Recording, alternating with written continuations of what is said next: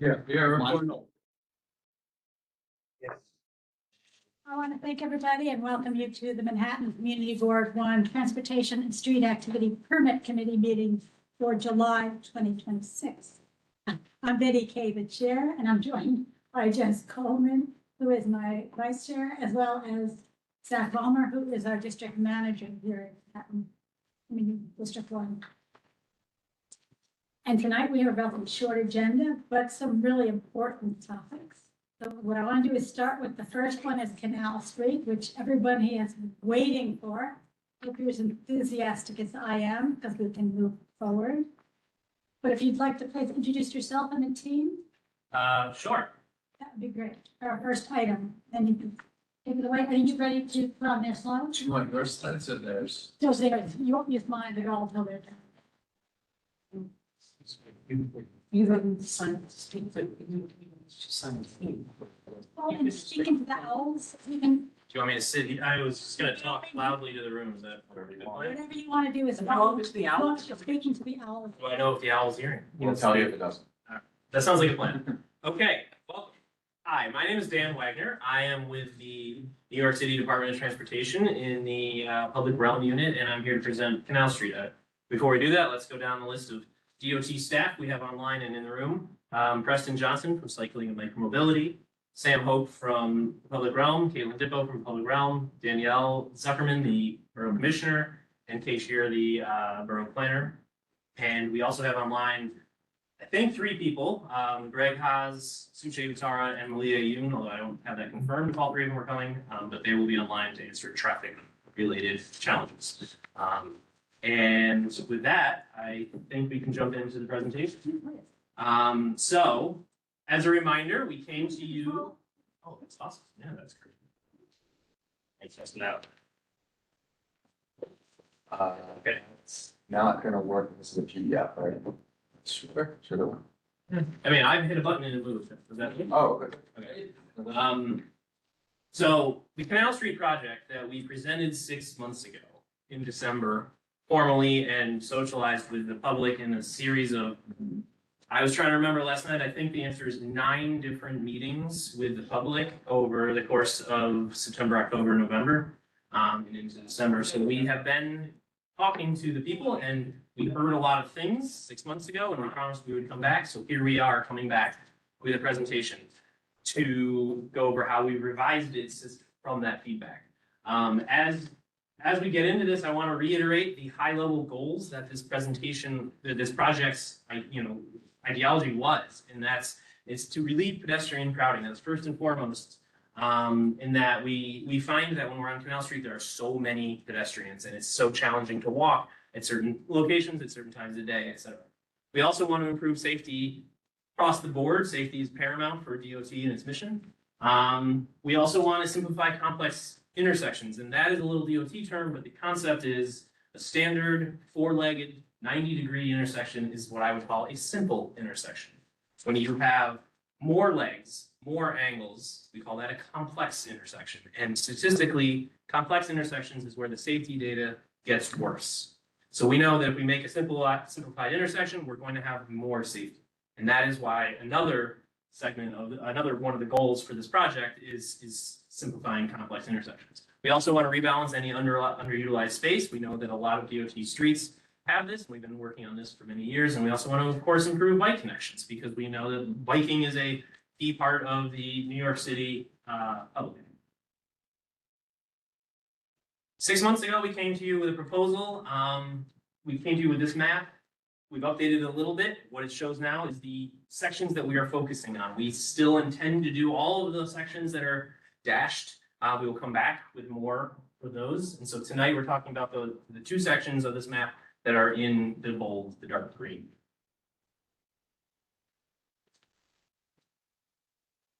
We heard 6 months ago a lot of conversation about the data. Data is very challenging to present visually. Here is a summary of that presentation, of that data, and we also have people online who can access all the detailed data as needed. But the point of this slide is just saying that we have high volume, traffic volumes on the west side of Canal Street, and basically I'm talking about Canal Street from Bowery to West Side Highway. To be fair, there's a further section further east, we were aware, and that'll also be coming. But for this project, we were dividing it at Broadway. So west of Broadway is West Canal and east of Broadway is East Canal. Just for the purposes of this conversation. And we found that on West Canal, we have a lot of complex complex traffic needs. And on the east side of Broadway, we have a lot of pedestrian volumes and challenging sidewalk uses, if nothing else. And this data informs what we are going to present, which is developing a Grand Street two-way bike lane. We are going to talk about Canal West, where we have a lot of vehicular needs, and we also solve for extra wide or complex intersections, and then Canal East to come. So as a summary, we have done, like I said, 9 meetings, and that was just this past fall. We started in 2022 with a very large workshop that I hope you all attended. We've done merchant surveys, we've done traffic analysis, we've done external surveys, we did a whole giant survey last fall. We've done a lot of outreach and we've heard from a lot of people, and we are hoping that our presentation incorporates as many as we can. I think you all know that in New York, you're never going to please everybody, but we think that this gets to the heart of the issues. Canal Street phasing plan. So today we're talking about number 1 on this slide, which is Canal Street West and Grand Street. And then again, Canal Street East requires more consideration, feedback and multi-agency coordination. So we can provide those pedestrian mobility, safety, calmer traffic, curb access needs that we talked about 6 months ago. So we are going to come back with that, I hope soon, but we'll see. So into the proposal. This is actually not the proposal, this is the existing conditions. This is for reference, but we do see that there are lacks of crossings at certain places. There's a lack of a bike connection east-west, and there's underutilized road bed that I was just talking about. So that is some of the analysis for the existing conditions.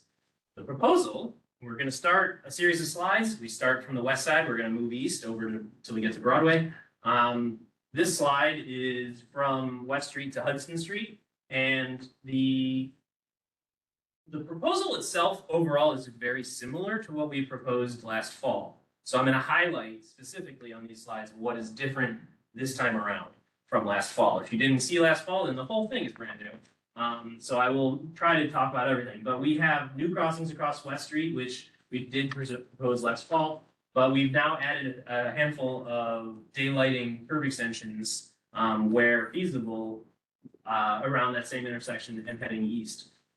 New crossings at Washington Street was mentioned last fall, but on Watts Street, we proposed a two-way bike lane. We're still proposing said bike lane, but now we've realized we can upgrade the safety of that bike lane, so it includes pedestrian islands and a relocated bike share station, etc. So those are all a part of our new latest update. We also are proposing to reconfigure the easternmost tip of the canal triangle. There's some space for pedestrian curb extension to the north, so we can make the crossing easier and safer and clearer. And then we also are going to propose a little bit of concrete to the east of the tip, so we can beautify. Loading between Washington and Greenwich. So on the north curb, we originally proposed what we were calling a super sidewalk, a full curb-to-curb painted curb extension. Dan, can you use the pointer? I'm starting to get lost. It's a lot of information. I know, With so a much. lot of- Can I use the pointer? I don't know. It's the top button. What do I hold down? Yeah, Yeah. I think you'll have to, if you look at this, you'll have to come over here and point. Move it, or no, He's it's got got it. it, but it's Got it. gray.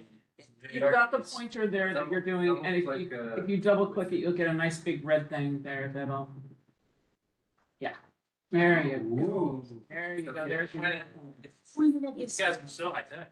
You'll have to point it here because there's a Not lag. that, okay. Pointed at you. Because there's a lag there, it'll be hard to solve. I'm just starting, I apologize, but I was starting to get lost. It's just, it's, Yeah. Okay.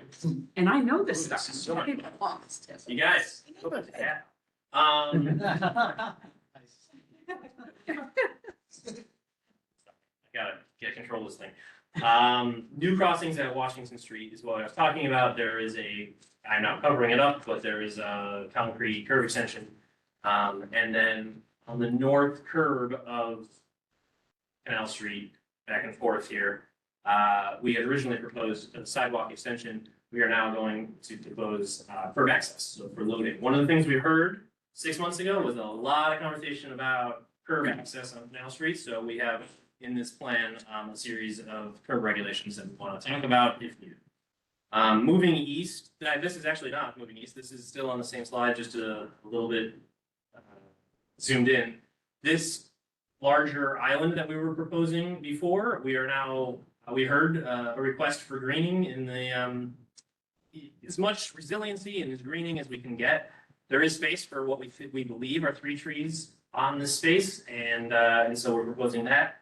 We are also returned, I'll get to this on the next slide, but this curb extension was not in the plan 6 months ago. It's an existing curb extension. We do have to modify it like 1 foot, but it is returned to the plan. One of the things we heard significantly 6 months ago was that that is an important curb extension. And my screen's covered up. Can I make this go away? Stuff on there? Yeah. Sad. Minimize it. Thanks. Next. Do you want questions at the end or on? All right. So as I was saying, curb regulations. These are a series of slides that we're going to go through. I want to introduce you to them. I find curb regulations challenging to talk about, and so we try to make a graphic that makes it as easy as possible. It sort of changes on a block by block basis. This is a graphic that we can use to discuss what is there today. That is in dashed, or actually what we're proposing to remove is dashed, and then in solid colors are the actual proposed curb regulations. I heard a lot of questions about what each one of these means, so we can easily talk about it. No standing any time is one of our most common curb regulations, and that allows for passenger drop off and pickup. So, for example, no standing any time is number 1 over here, and number 1 in the proposal is for the eastern half of the block between Washington Street and the West Side Highway. That would be a no standing any time curb regulation for drop off and pickup or other emergencies. I don't want to spend most of our time going through every single block face, but I do want everybody to understand how to read this graphic if we want to come back. And can I add something? I don't know if people online can hear me, but just this is, as Dan said, one of the major things that has changed from the last version. We're happy to do a deep dive. I think this is our first pass based on our observation of the land uses and what we think the needs are, but we're definitely open to making modifications and happy to, I think Tammy mentioned you might want to get together with stakeholders, so we're happy to have additional conversations about those once people have the opportunity to take those from us. Absolutely. This is a proposal. Questions at the end, right? Yes, please. And this is also like, this is what we think is a great idea, but it is very editable as needed. Moving east from Hudson Street to 6th Avenue, this is the existing condition. We saw that there was a lack of east-west bike connection, as I just said. Southbound protected bike lane on Varick does not exist. And when we originally started this project, we asked everybody who came to that very large first meeting in 2022, we asked them, what are your concerns? And for the west side, from Broadway to the West Side Highway, the number 1 concern that we heard from everybody was 6th Avenue intersection is really, really bad. Really challenging to work with, across the street, et cetera. So we spent a lot of time coming up with a design for that design, I will get to in a minute, but is on this slide. Heading from the left side of the screen to the right side of the screen, we are proposing as a future conversation, a bike lane on the west side of Hudson Street to match the existing one north of Canal Street there, I guess, circle it. This year, we are not here to talk about that today. We wanted to include it as to make our vision, like why we are doing this, so you can understand the context of our vision.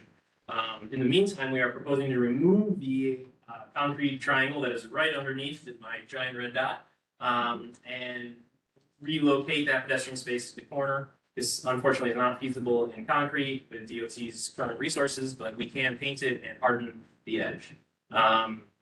We are gonna continue the two-way bike lane that we proposed 6 months ago. We've refined it a little bit, but it's pretty much the same thing. Two-way Jersey barrier protected. I think this is really big improvement for this one block of Canal Street. Moving further east, the two-way bike lane continues, but now it's parking protected. It would be at no standing any time, like I said.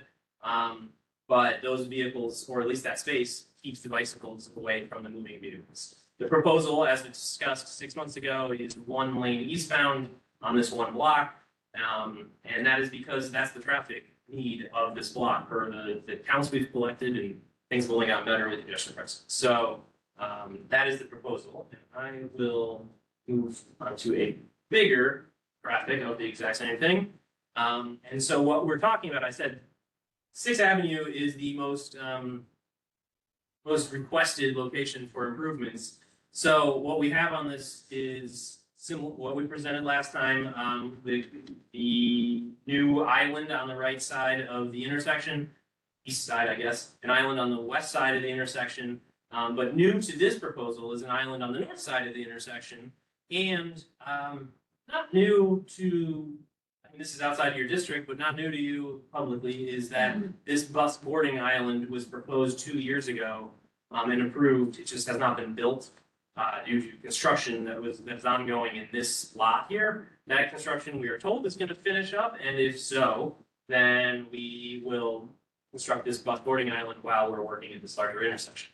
New today is also a small curb extension on the southeast corner, and we had originally proposed the north curb of Lake Street. I don't know how to describe this corner. We had proposed that in paint, but we realized we can build it in concrete, and concrete is a much more effective pedestrian improvement where feasible, and turns out it was feasible here. So those are the new proposal revisions. Again, more curb regulations. Generally speaking, we're maintaining the rush hour regulations on the north side of Canal Street, so that way the tunnel traffic can make it to the tunnel. On the south side, it's because of the bike lane, it's all no standing any time, so it's pretty simple on this traffic. But I will keep moving forward. Further east is 6th Avenue to Broadway. So this is the last segment to go over. This is the existing conditions, and we know that there's blocked sidewalks and complex intersections and long crossing distances. And missing crossings. So the proposal is very similar to what we showed 6 months ago. The only real significant change is that we did not have a crosswalk across West Broadway at 6th Avenue, where I'm circling. That crosswalk is not approved yet, but I'm pretty sure I can do all the right work to get it. So we want to talk to you about it. Meanwhile, the rest of the proposal is a series of curb extensions on the south curb. All of these shorten the crossings. All of these make it easier to see the traffic, or pedestrians can see traffic, traffic can see pedestrians, etc. It's all about visibility.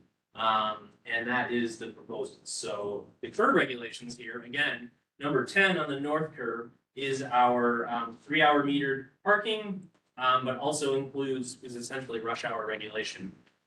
We are still looking at that and still evaluating whether or not that is going to be the final, but that is where we are today. What is it now? Sorry. It is that's what it is. It's the So propose leaving it. well, right now, yeah, it's rush hour regs from 7 to 10 and then 4 to 7, I think. And then the reason why I made this, so I don't have to remember. And then during midday you can load. So we're maintaining the existing regulations for now. This is a large project, a very large proposal, and there's a lot of work in the area. And if we're gonna have our contractor out there or our crews out there, thought we would do a few other smaller, minor improvements on the Holland Tunnel Rotary on exit 2. We are proposing to do a curb extension on the north side and on the south side of exit 2.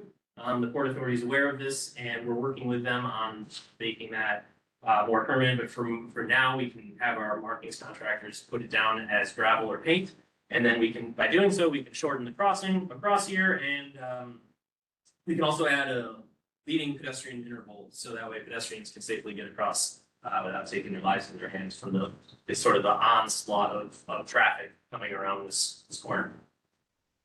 At Watts Street and Sixth Avenue, there is also a small proposal to add 2 curb extensions. Currently, today, the NYPD's traffic enforcement agents cone off those 2 corners every day. This proposal essentially formalizes what they do on a daily basis, so that way it can be more understood by traffic to expect this, and also easier for the traffic enforcement agents to, they have less work to do, and it's easier for them to maintain what they think is working best for the intersection. Furthermore, on Broadway and Grand Street, which we will get into the 2-way bike lane in a second, we are also proposing a series of, there's a neck down on the northwest side, but what I wanted to talk about is the turn calming treatment, which is this series of 3 different marked boxes with rubber speed bumps. It's kind of hard to see, but right in here are 2 rubber speed bumps that we use everywhere, and that's designed to slow down the turning vehicles as they approach the left turn. And with that, I'm going to turn it over to my colleague Preston to talk about the bike lane. Hold that down for the red dot. Advance with the other one. The buttons, the big button, so that's, you're good. Okay, my name is Preston Johnson. I'll be the project manager for the Grand Street protected bike lane. As Dan was saying, one of our higher goals for this project is to increase biking mobility throughout the area. And so this Grand Street project works towards that while and ultimately linking up to provide connections from not just within the neighborhood, but all the way to linking up to the Hudson River Greenway, and to the east, linking up to the Manhattan Bridge and the Williamsburg Bridge. So Grand Street is typically 34 feet wide. We have a typical section here in blue. Right now, we have the one-way bike lane going east, and there's parking on both sides of the street, and there's one travel lane going east typically. And so below that is what we're proposing, to have a barrier-protected 2-way bike lane, maintaining that lane of traffic going east and the parking on the north side of the street, but we do run out of space for that extra parking. And so I know that's a lot of, brings a lot of challenges, and I'll talk about how we want to resolve that a little bit later. However, there are some hotels along the corridor, and the hotels on the south side, we need to accommodate just because there will be people loading and unloading, going into the hotels, crossing the bike lane, and we want them to be able to do this safely. So in those sections, we will create pedestrian island, like a flush painted pedestrian island, and the parking on those blocks will actually be a floating parking lane on the south side. So by floating parking, I mean that it's not directly on the curb, it's on the other side of the bike lane. Just to be clear, this is what I'm talking about, the island, you got the bike lane, this is the loading and unloading for the hotel zone, and then the travel lane is the remaining space. That's cool. And just to give you sort of a plan view of that same idea, on that first block between 6th Avenue and Thompson Street, there's the Modern House Hotel. We'll have a pedestrian island. We also try to emphasize those potential conflicts between people getting out of their car, people riding on a bike. We drop the green paint at that point. We add a crosswalk. We add a stop bar for the bikes. So we're really trying to sort of heighten the the understanding between both bikes and pedestrians about that conflict. On the other two blocks that I'm showing is the more typical condition where you have the two-way bike lane, a barrier protected two-way bike lane, the moving lane on the other side, and then parking on the north side of the street. There are several blocks that are significantly wider on Grand Street. Between Broadway and Center Street, it is roughly 38 feet wide. And so that gives us an opportunity to keep parking on both sides of the street. So right now there is the one-way bike lane protected by the floating parking, moving lane between another row of parking on the north side. What we're proposing is to add that westbound bike lane to, and then you can still have that floating parking and parking on the north side. That changes with the hotel condition between Lafayette and Center Street. There's not quite enough room to have parking on both sides of the street, so we will maintain that south side parking, floating parking, and then that same kind of pedestrian island that I was describing before on the other sheet. And then lastly, between Christie and Forsyth Street, the street is two-way. It's much wider. It's 60 feet wide. And we are going to continue the bike lane for that extra block because of the traffic volumes and the increased complexity of there also being a two-way bike lane on Christie Street. We're proposing a left turn lane coming from Grand Street onto Christie Street. And we're also proposing a left turn ban southbound from Christie Street onto Grand Street. And just to see that 38-foot section in plan view, you can see the floating parking lane. And you can also see just to give you an example, we will be continuing to treat the intersections with these pedestrian islands, what we call an offset crossing. It's an upgrade we made several years ago from the mixing zones. It keeps that pedestrian island, which shortens crossing distances for pedestrians. And it also daylights that corner to maintain some visibility between drivers coming down Grand Street and people riding bikes along Grand Street or people walking across Lafayette Street.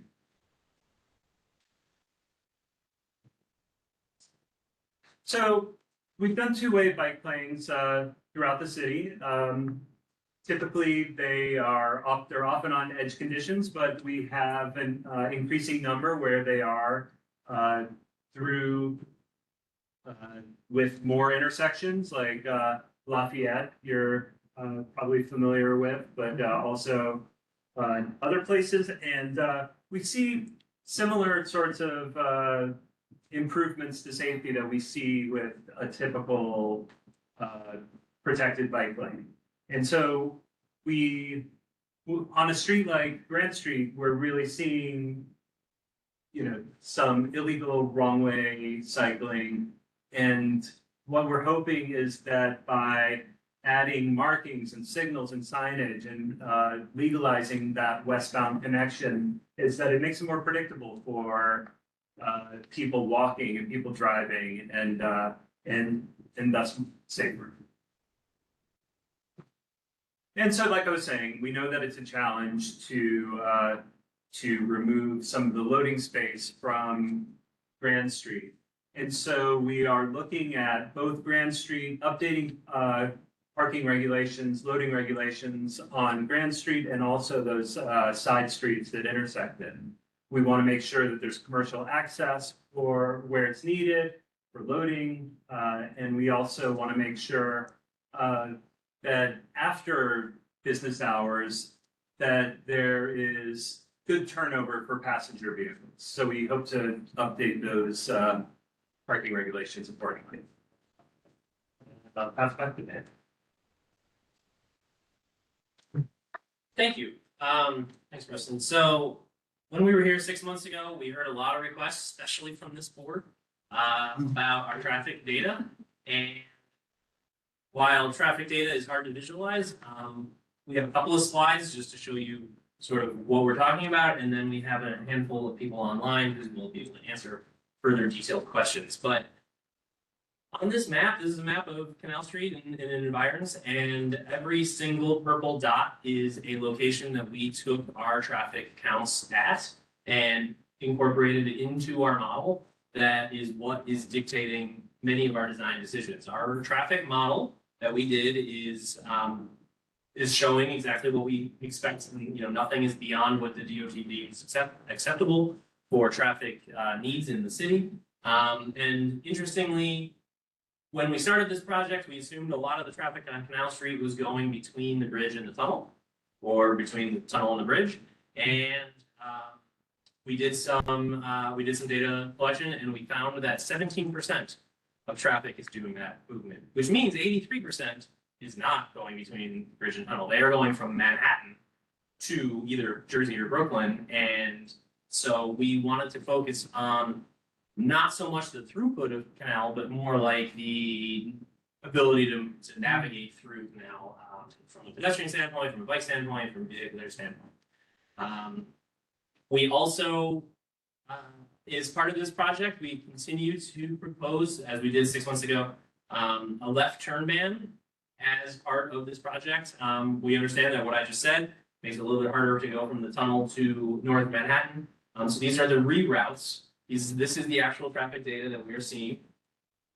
For example, you can no longer turn left in this proposal at West Broadway. So if you were coming out of the tunnel and trying to go north, instead of using exit 5 and then getting onto Canal Street via Lake Street and then turning left, instead, we would encourage, and we were going to sign appropriately, exit 3 down to Beach Street and then turn left on West Broadway and continue north from there. And what we're showing is that in the midday condition, which you can see here, the midday condition currently has 200 vehicles per hour.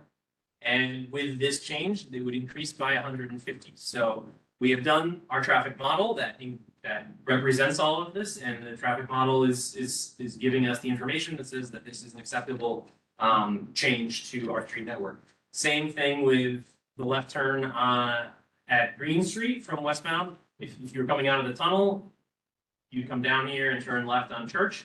Among other ways, you could, you can do whatever you want, but that is what we can deem the most likely and logical reroute for people. And that adds 115 vehicles to what is currently only 75 today. So Church Street has plenty of capacity for this.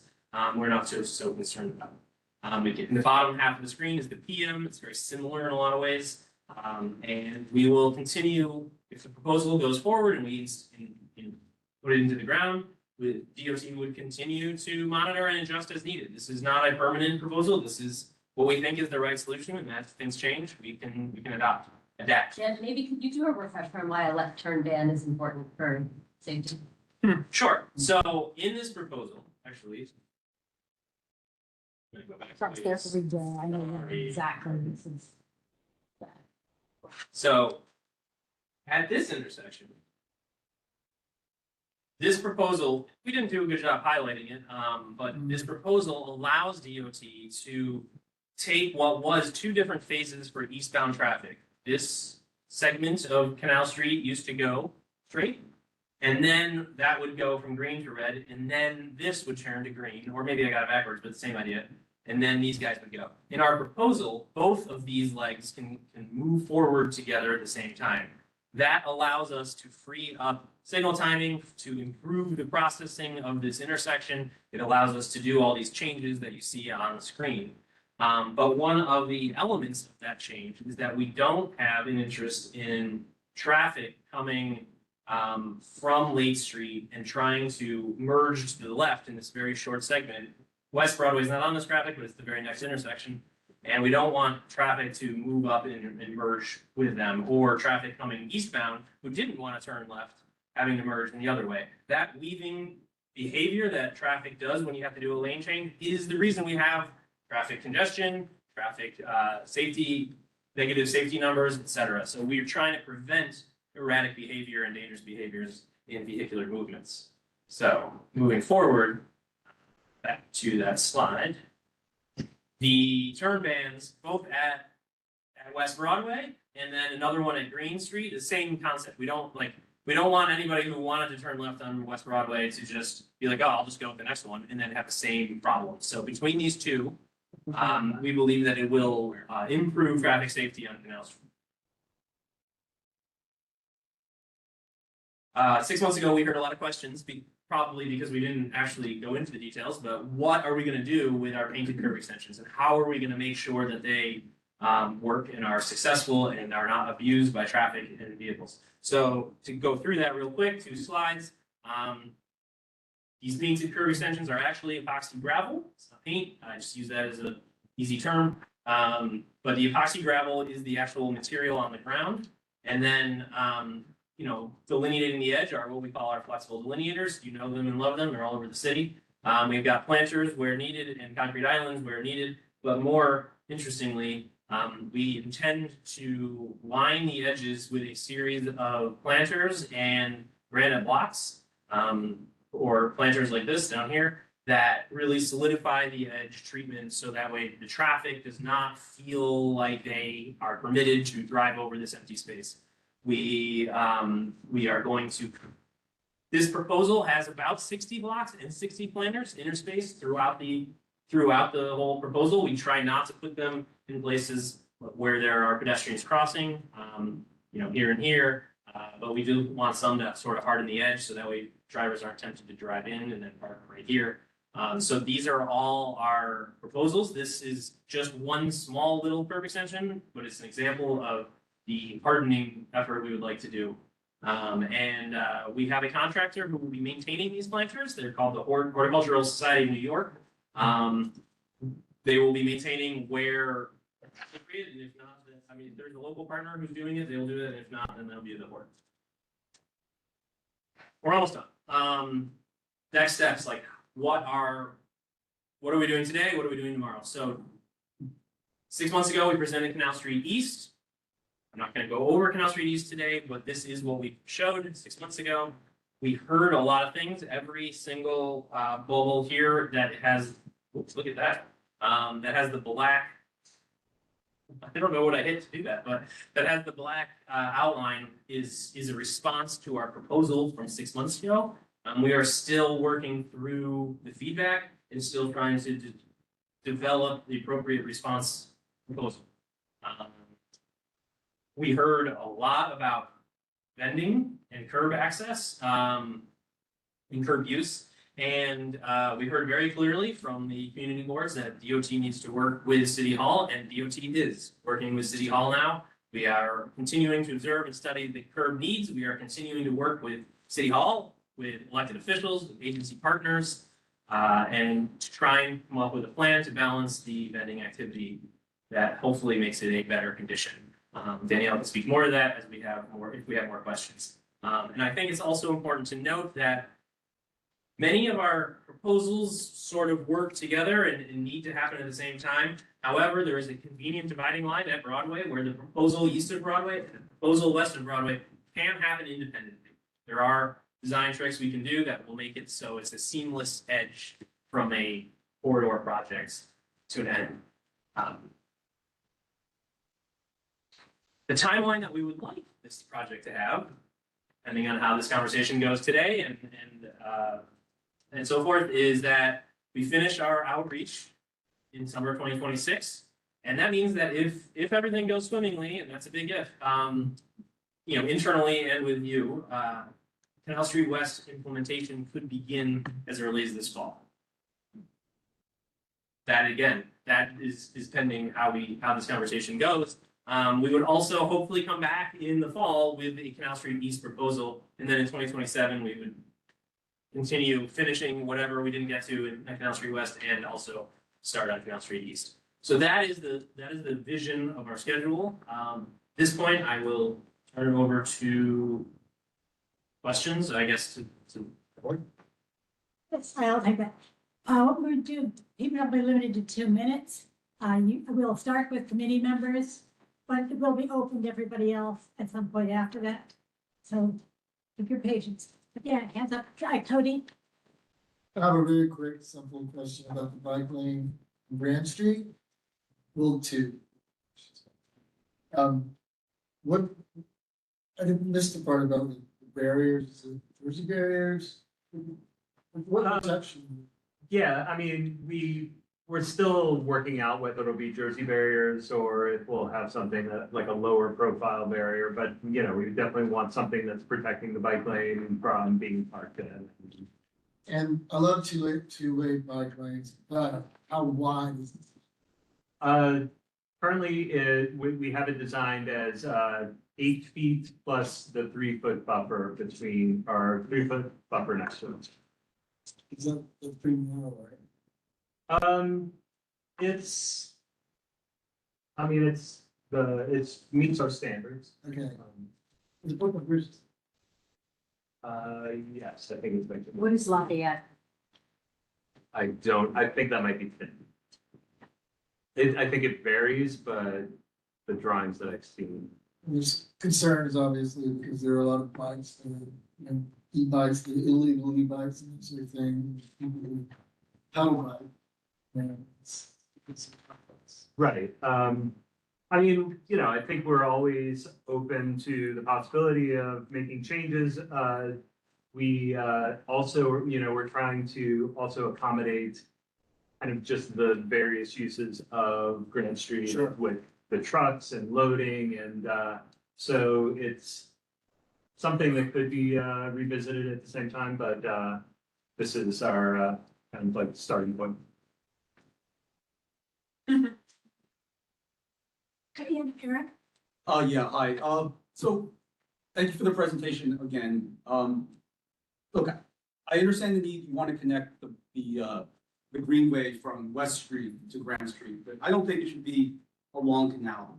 Canal Street is a regional connector, you know, for people, for all types of reasons, personal travel, trucks, buses, and this will just complicate the road with turn signals and there's a section where part of the canal will only be one lane in each direction. You mentioned that you took data. Did you take the data when let's say the Brooklyn Bridge was out or when the Battery Tunnel was out, and then all the other traffic will move on to this major roadway? So look, was North Moore Street considered? And then going up West Broadway to Grand considered? I just don't, having it go through canal, reducing the capacity for vehicles to go through, it's unwise. This is as I said again, this is a regional connection, you know, with people from the west side going to the Holland Tunnel, people going to Long Island, Brooklyn and Queens. I think this is going to lead to problems, especially when we have traffic out, you know, we have Brooklyn Bridge out for various reasons. The Brooklyn Bridge, the Brooklyn Battery Tunnel will be out. So, yes, I hope this would be considered a different route, not taking out any lanes on Canal Street. And then also on Watts, I noticed that you did a bump out so that when vehicles want to turn into Canal, what happens if there's a bus or a fire truck who needs to make that turn? Because the way that the turn is currently laid out in your proposal, it can only really accommodate a car. But because the bus will have to turn and then foul the other lanes. Time's up. All right. Do you want me to respond or keep going? And please do, while I have. Do you have other questions? So, couple The of last part was a question. quick responses. The proposal for the one lane is only in one direction. it's never one lane in each direction. Just a quick minor detail there. And the volumes that go on those 2 blocks, it's only for 2 blocks, and it's only eastbound, and the volumes there of today on a normal day, the DOT's traffic analysis does not take into account exceptional or unusual behaviors. We try to do everything as a normal consideration. So that's the traffic that we took.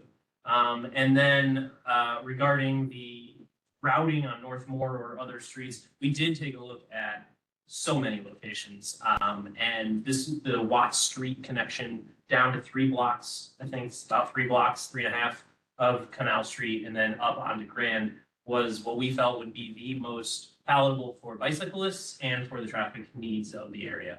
And then Can you talk a little bit, like, I think cobblestones was a big, Yes. picture, a big limitation, but just some of the things you guys, why we excluded. some yeah, of the- it's routing, it's materiality, it's the tunnel creates like a barrier. It's on the north side and on the south side. Like, how do you get around to those? So we know that if we make a connection that doesn't make sense to the bicyclists, they're not going to use it. And then there's no point in doing it, right? So we want to make it a logical connection that is as clear as possible. And yes, we still have a little jog in this proposal, but I think it's pretty effective. Okay, about Watts, Oh, yeah, pardon. sorry. No, it Yeah, was part of the same question about Watts. We About can't- about the we'll term. call on you later. Oh, yeah, sorry. I didn't answer one thing. Yeah. The turn on Watts to Canal is, works with a fire truck and works with a bus. They would go into a further lane. They don't go into the immediate right lane, Correct. they go into a further, but it does work. Traffic smooth? I just have a question around what you're prioritizing from the perspective of all the community feedback that I saw you highlighted, because you said it's not done yet, versus the operational data that kind of Eric is alluding to a little bit, just because it sounds like there's still things that you have to finish reviewing from community feedback, but then there's also logistical things and considerations that need to be done. So what is the process there, just so you can understanding which priorities first? Oh, we try to find a balance. We try to make it so any feedback that comes to us from you is feasible, is doable, is logical, and is actually like something that we can do that works with the traffic volumes or whatever the logistics are. Okay, Tammy, and then for those online, I will get to you online after Tammy's. I've got 6 questions, so I'm gonna go super quick and see if I can just spit them all out. One at a time and answer them. That would be easier, one at a time. Okay. Let him um, answer each. We'll start with the bike. So CB2 did a very large bike study in 2022. And recommendations are highly different than the plan that you presented here today. So I'm kind of trying to understand how those two connected, because they did a lot of work and a very large study on that. And that goes along with putting bike lanes on Spring Street, connecting all the way over the West Side Highway for a dedicated crossing, which was the second conversation that Department of State DOT was open to and was part of the conversations that were had with them. I understand that it's not as easy as paint, but why aren't we looking at those? One, how does this plan not comport with what CB2 studied? Right. Just for the bikes, I'm starting with bikes first, sorry, because it goes back to the 2 points you raised. And why can't we get a double lane on Spring, which goes across all the way and links seamlessly to putting a traffic light there for bike crossing? So unless you have anything, this is the first time I'm hearing of the CB2 study, so I can't speak to it. I can speak to choosing the routing we did. For example, Spring Street at West Side Highway does not have an existing crosswalk, does not have a signal, there are walls in the way, but Watts Street does. One of the reasons we chose Watts Street as a proposal was because, wow, this is actually something we can pull off, rather than moving, heaven and earth. So I ask that specifically because what I don't see are the curb regulation recognition of what's going to be happening with smart sanitation. And you're in front of now residential buildings which have a sanitation requirement for putting them in the street and the parking. So I'd like to see an acknowledgement of what that's actually going to look like with your parking changes. And I will say, for somebody who has frequently been at hotels where you get dropped off and then cross the bike lane, it's dangerous as all get out. and it actually clogs into the street. I use the Hilton as an example up in Midtown. Having been there for large events several times a year, it's very difficult unloading from any kind of a vehicle crossing the bike lane to get into the hotel. It's just, bikes don't stop once they have the green, and there's no way to comport their right of way with the people getting out of a taxi or a cab or a car, or the need to load and unload. It's so, I'm concerned about what you've got over here and where that goes for the hotels for their loading docks.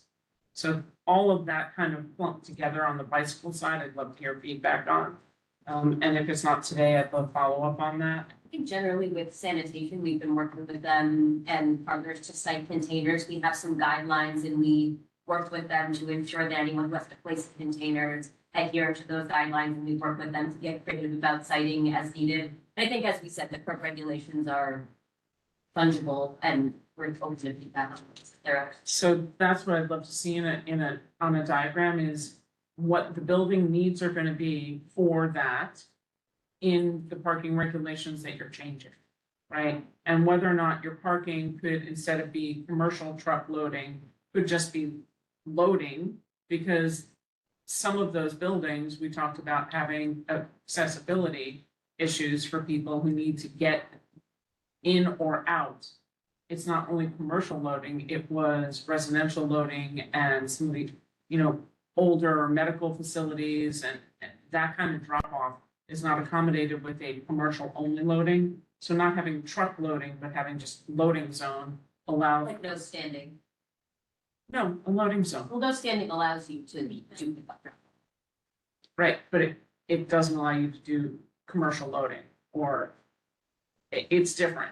Like for the length of time that they're allowed to be there. I think it would be useful to have feedback on like specific locations where you anticipate those concerns, because we could do a mix on certain blocks and play around with it, depending on what the use is. And then do I understand from your curb usage that what used to be allowable parking, because you had mentioned on the last time you presented that there was actually a good turnover rate on the loading zones and the uses, but it looked like that there was a change from no parking, from the no parking regulations and the commuting hour regulations that allowed for some parking between 10 and 11, and then from 12:30 to 4, that's now removed entirely.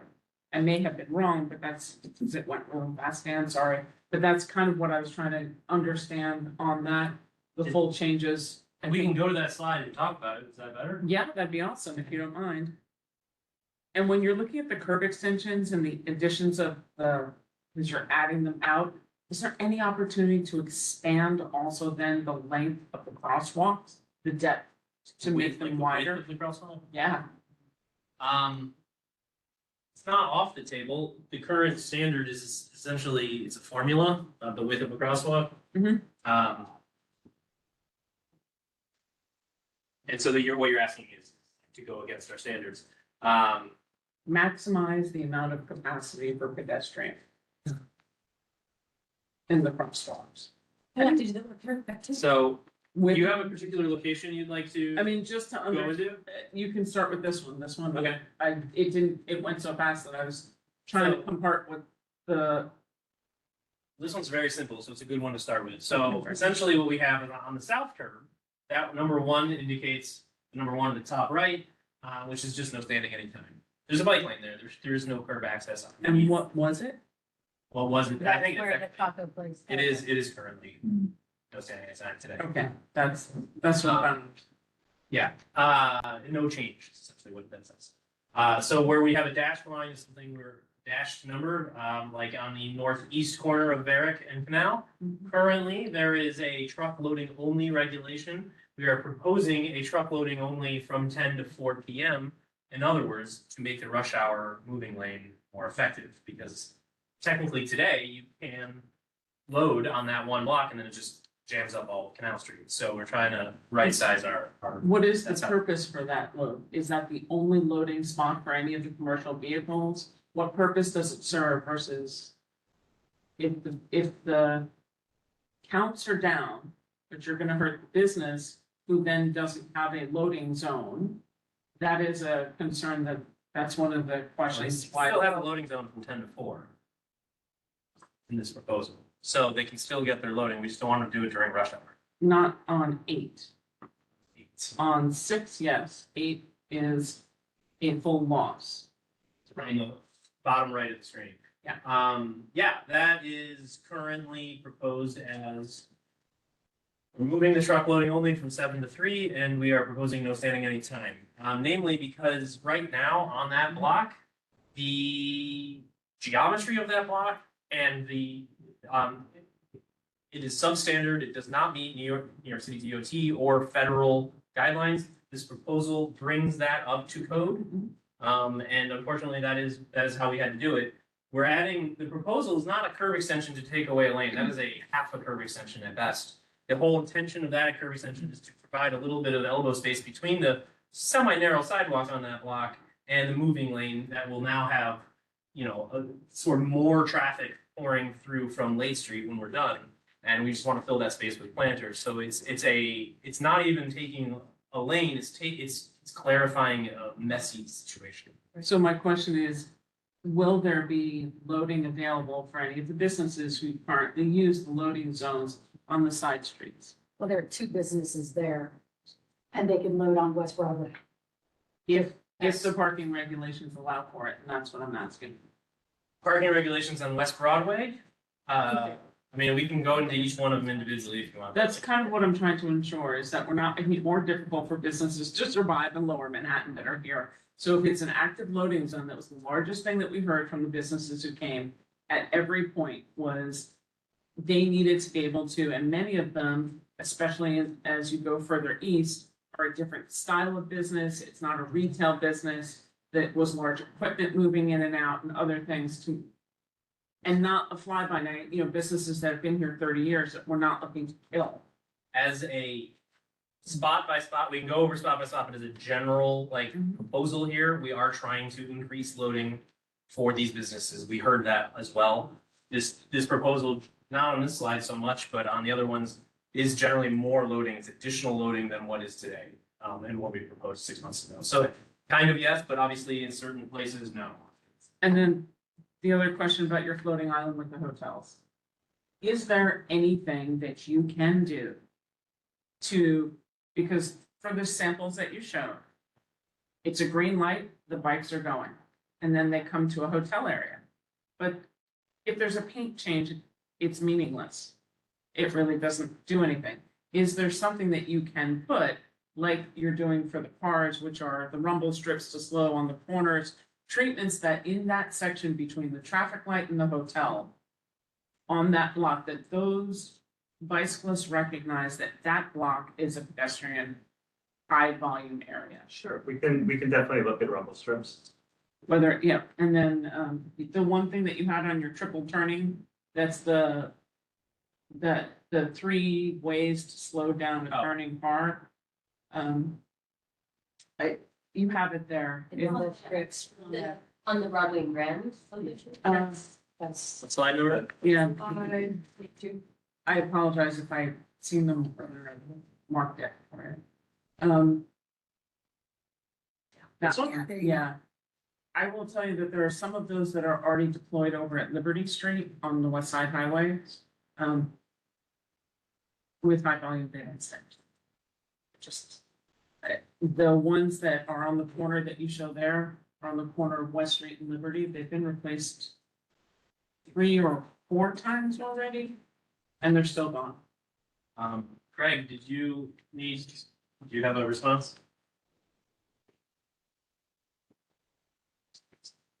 Sorry, what about West Street and Liberty? Could you repeat, please?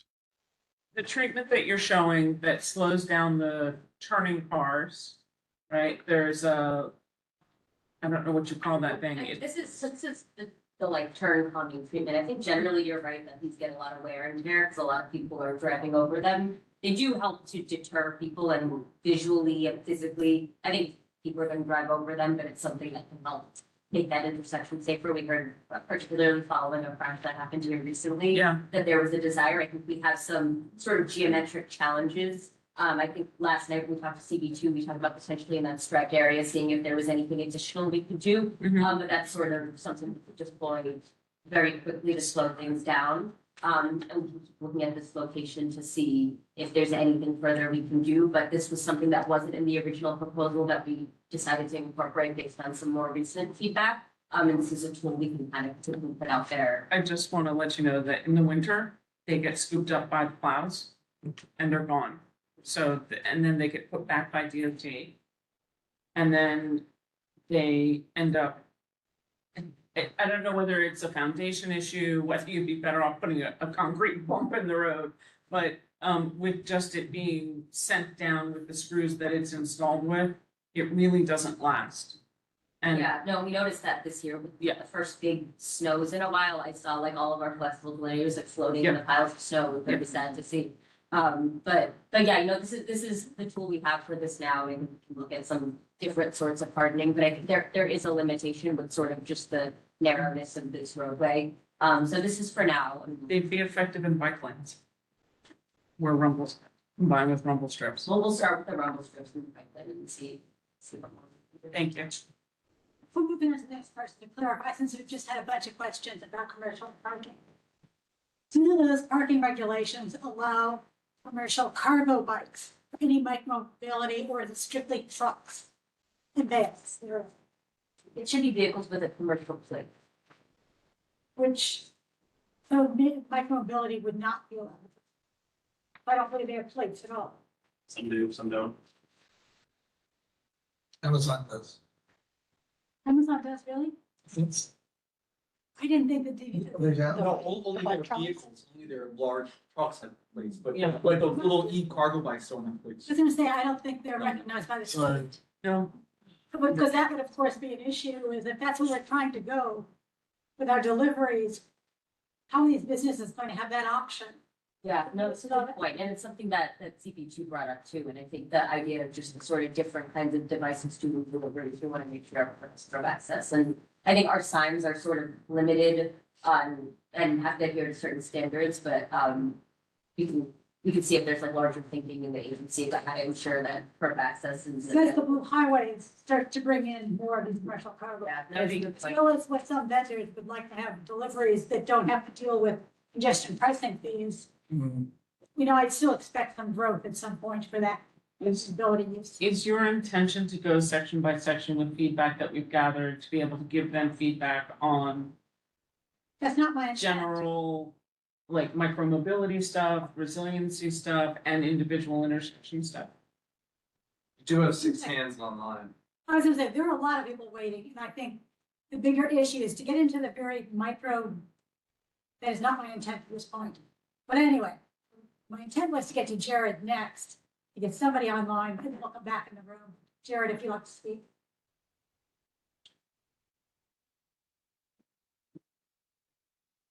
Jared, Hear me? oh, his hand. Can you hear me? Yes. Yes, go ahead. Excellent, thank you. First, just want to say that the southeast corner addition on Canal and Hudson's great, as is the SIP at Beach Street. So thank you for hearing our feedback on that. I still question the wisdom of a bike lane at Hudson and Canal. I understand that it's a priority. My understanding is that a bike path across all of Canal was deemed to be too dangerous, but both Hudson and Varick are as bad as any intersections anywhere on Canal. And so I'm not sure, brief as it may be, how that is sort of justified. I know there was a comment about there being no crosswalk at Spring at West Street, but Google managed to get a new one on West Street. At the crossing. Exactly. So it can be done. My other comment was about the impact of the left turn bans on Canal, on Beach, etc. Sort of conspicuously absent was an analysis regarding the increased traffic on Hudson as a result. Additionally, I've gotten a lot of feedback, texts here in real time from folks in the neighborhood, just saying that Beach and Varick is routinely gridlocked. And I guess my question, if I had a question, was: are the hourly car increases in that study an average? Meaning, is it based off of data both at 5 p.m. and 3 a.m. combined? Because it seems like at high volume times, the it's already quite full. And then the only other sort of comment is that I know we can't throw the kitchen sink at this, but we would, still like to see some sort of improvement at exit 1 of the tunnel at Hudson and Lake, where there are seemingly nonstop accidents. Thanks. I think there's only one question in there, and I'm hoping Greg can answer it. Yeah, as far as the hours, you see the weekday midday and the weekday PM. These are the peak hours of the midday and the peak hour of the PM. The peak hour of the PM is 5 to 6 PM, and the peak hour of the midday is 12:30 to 1:30 PM. So it's the peak hour of a broader 4-hour period. Got it. Okay. Got it. Thank you. I guess my one sort of follow-up would be, and it's just more of a comment than anything, and it's true both at Beach and Varick, and it's true at Hudson and Canal, and it's true at Varick and Canal, is that some of these, I really do appreciate the work that you're doing and that you are attempting to get, shovel in the ground on this. It's great. I just question when these intersections are so routinely gridlocked and there's no enforcement that accompanies this.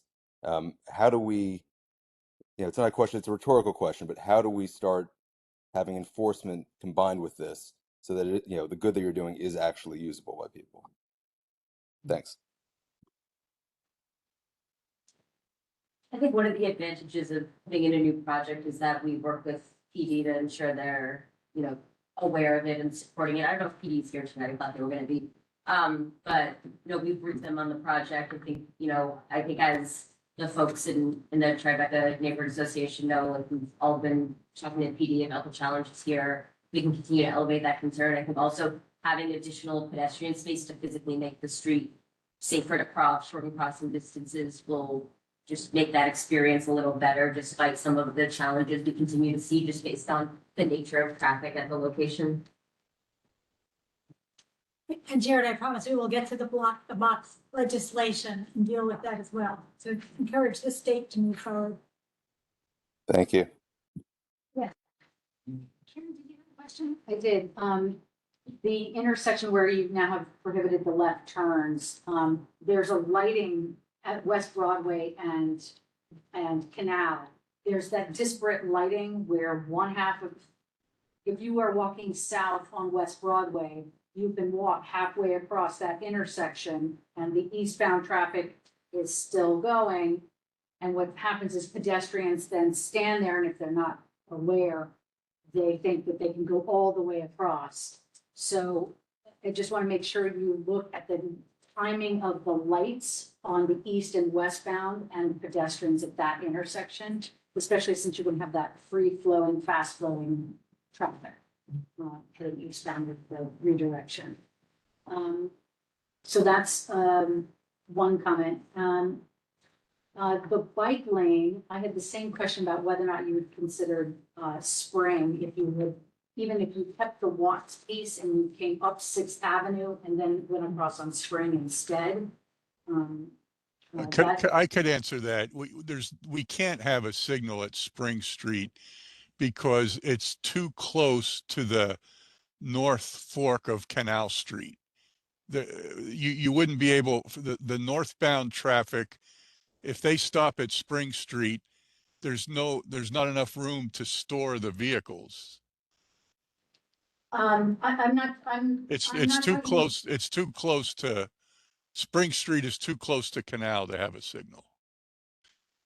I'm actually not talking about the West Street approach. I'm talking about keeping your Watts Street to Canal to 6th, where you have the northbound bike lane already there.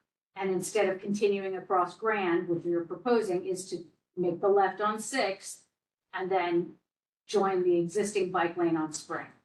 So instead of redoing all of Grand Street, which I actually like the way you did it, but we already have a bike lane going across on Spring that we can tie into and build out. So anyways, if you did consider that, I'd love to know why you chose Grand Street over Spring. And if you didn't consider it, I think you did a good job on Grand Street. Anyway, And then I have one more question. So did you consider that Sixth Avenue, Watts, Sixth, Spring, or was it priority? Two ways on Spring, like the idea. No, Yeah. it would be narrow. So it was the two-way piece that it was driving. I think so. I'm not gonna lie, like, that was a long time ago. Hmm. Some of the decision making is a little fuzzy at this point, but I would guess that that's. Yeah, Spring is. And also spring's kind of far at certain points along Canal. It's like, That's definitely a part of the consideration. We're trying to keep it as like, it's as direct in Okay. like. Then if I support the Grand Street piece, there's a couple of places where you had the hotel buffer and you had like where the parking lane was on the north side was eliminated. You had like a buffer of some sort in there. We go to some of the grass roots lines. Yeah. Look at that one, yeah. Yeah, okay, so you see how you've added the buffer and hotel loading zone on the north sidewalk side? That's another opportunity for rain gardens or some sort of resiliency. So I would just encourage you to add green infrastructure where you can in that. So those rain gardens like we're trying to do on the Watt Street. Yeah, that's a great idea. This is a project that's all like really kind of quick materials and something that we can implement really quickly. And I think rain garden falls outside of that toolbox that we Okay, well have. then containers would support. I think it's Same something, thing. we've tried to add planters as much as possible in the context of a capital project, which I think once we have a design for this deployed, I think we'd seek to turn a lot of more of these things into concrete, and it's in that context, we can do some of the more creative resiliency type things. But I think, yeah, to your point, we've definitely tried to work in planters as much as possible, and if there are more opportunities and we have enough room for it, and folks to maintain them, I think we're happy to keep making tweaks to that and adding what we can. Okay, and then I think the last one I had is, I mentioned the light timing at West Broadway, but also Green Street. The timing there is not sufficient to get across, and maybe shorten the distances, but I think you might want to look at the timing on both of those lights. It's in our model. Greg can speak to it if he needs to, but I mean, the answer is yes. Of course, you're going to do that, but as a pedestrian who crosses there often, it's pretty dangerous. That's it for me. Then would you like to take a minute to talk about what quick build is and the limitations? Sure, but yeah. also The advantages of what it can do? Something that I didn't go into today is what our actual toolkit is and where this project falls in the gradient of projects from small to big. So we are doing what we call a street improvement project, SIP, SIP. That's how we got to that. And that is all done in what is like we can call quick build materials. So it's markings, it's small concrete, it's not large concrete, it's not resiliency, it's not permeable pavers or anything like that. These are the things that DOT has as a standard that we work with on a day in and day out basis, and we know we can maintain when they fail because we have those replacements at the hand. So this is a quick build project, and there are things that are great ideas, like a rain garden that is just outside of our scope. And again, we normally in a quick build, we can come up with an idea and maybe implement it in a year or two. Capital projects are 5 to 10 years and require many millions of dollars that maybe we have, maybe we don't, but to get it can be really challenging. And so the whole point of the quick build program, the SIP program, was in response to how long it takes to make anything happen in New York City streets. So today, this whole proposal, everything you've seen is the quick builds proposal that we're pretty proud of, given the limited resources that toolkit is, that we can do this much. I think it also affords us the opportunity where we can test out new geometry, and if it's not working, we can make changes before we build things out in nature concrete, and it allows us to, get to a design that really works before we're investing the millions of dollars and decade in building it. And I think I used the wrong term. I didn't mean the rain garden would be ideal and obviously fantastic in the capital phase. I meant on Watt Street, you had those planters that were like a more robust planting. We can think about different planters for different spaces. I think we always want to make sure there's enough room and the geometry works. And in some places, those things are more likely to get shifted out of place. So it's good to have someone to maintain them. I think for this location, I don't know, this might be outside the bid area. But I think generally, Civil partnership or whatever it's called. Everything on Canal on our side is outside the bid. Yeah. and But there's a so fade up in, so on on- Grand Street, there's on another. now, we have the board doing a lot of that, I think, but we can talk about these locations and see what opportunities that's. Did you answer along the presentation with your idea that since we're working on temporary now, what is hard coded going from west to east? I know we're looking at Broadway as a dividing line, but what hard coding changes are you doing that would automatically carry it over? Like when you get to Broadway, the intersection of Broadway, we're only looking there, but we have soon, hopefully, an east side of Canal Street to be looking at. So I guess what I'm trying to understand is when we're looking at all of this, what kind of hard-coded changes are you thinking that go from the left side to the right side of the road? Right? That'll be continued. Generally speaking, the hope is to do some kind of curb extension plan and signal timing to accommodate that. And that's pretty much it. The truth is that this is a lot. And we haven't really gotten to the fine details of the transitional intersection, but it should be pretty seamless. Question since, I'm not sure who I just addressed. First of all, thanks, and it's very near and dear to any old New Yorker like myself. That's what's going on here, and it's tremendous effort. The permanent, impermanent, the quick build, this thing, which is some a little bit new for me, as a way of looking at this, and thank you for addressing that. Is in your mind, is there sort of a, you mentioned, Mr., that there's a sort of sense that this, if it doesn't go right, then it's best we do build it permanently because we can change it. Yet you have a lot of concrete that's, you've noted here, that is being built out. Is that, in your minds, the permanent aspect, and everything else is potentially flexible, it can be redone? Is there a sense of pilot programming any of this?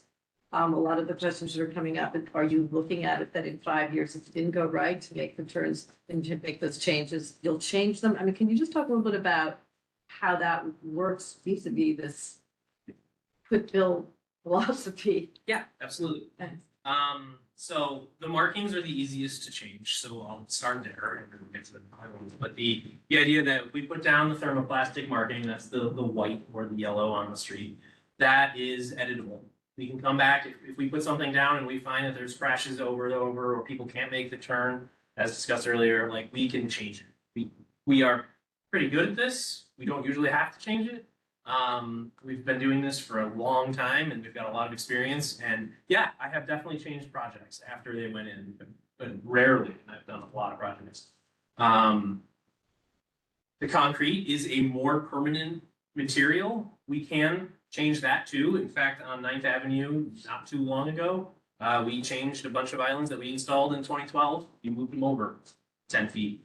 So that is also, we can redo that. We don't want to redo that. We don't think we're gonna have to redo that. And that's why, one of the reasons why we're proposing the concrete. But the truth is that the concrete is just a better material and we prefer it anywhere we can because it's safer.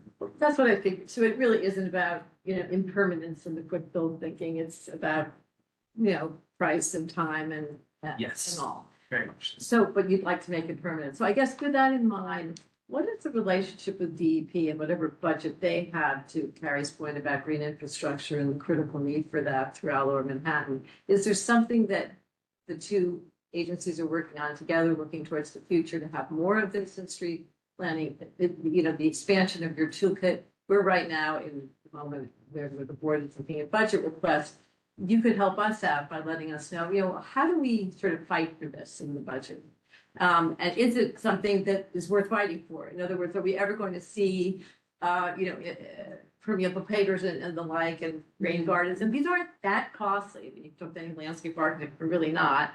And frankly, all these concrete beds I see, they seem perfectly well suited to small adjustments like that. So I'm just wondering, is there anything that advocates can do to push forward with some of this thinking, which I imagine entire agency would love to see more of. Yeah. So just on our capital projects, we always coordinate with DEP. In fact, a lot of times it slows us down because there's always new DEP scope. I think for some of these bigger projects, there are fewer sorts of like quick fix type resiliency measures in that toolkit that we can deploy. But generally for our longer term projects, we're always in dialogue with DEP on trying to add those things. I think we're always toying around with what we can do in the shorter term. I think planters have been a good way of adding greening and resiliency, and I think people are thinking about things for sure, but in terms of just like the short term quick fix toolkit, there aren't as many resiliency elements. But are you looking ahead towards the future as an agency as to what those things are and how to advocate to have a budget that would allow for them to sort of be utilized in the?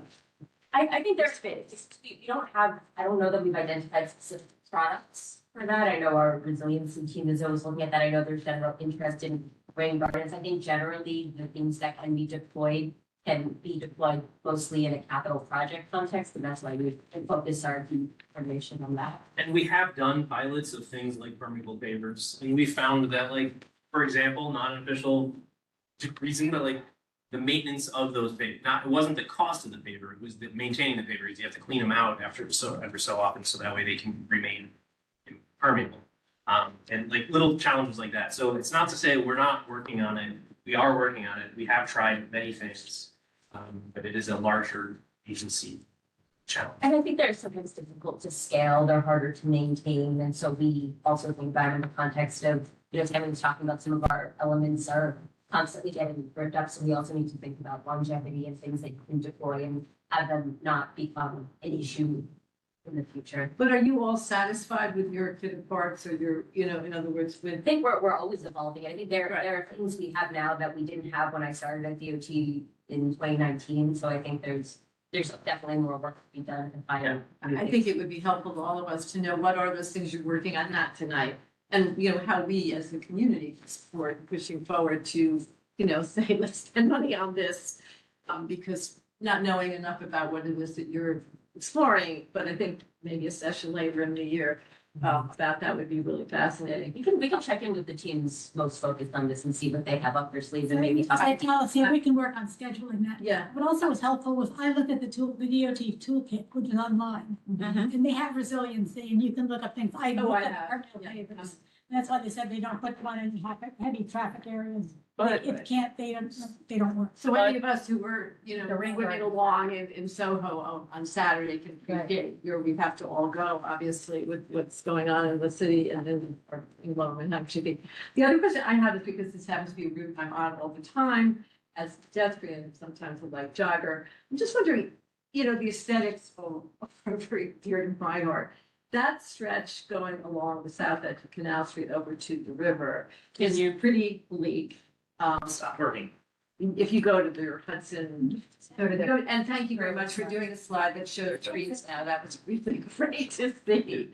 I really appreciated seeing that, not that one, no, the Canal Street, the Canal Street Hudson.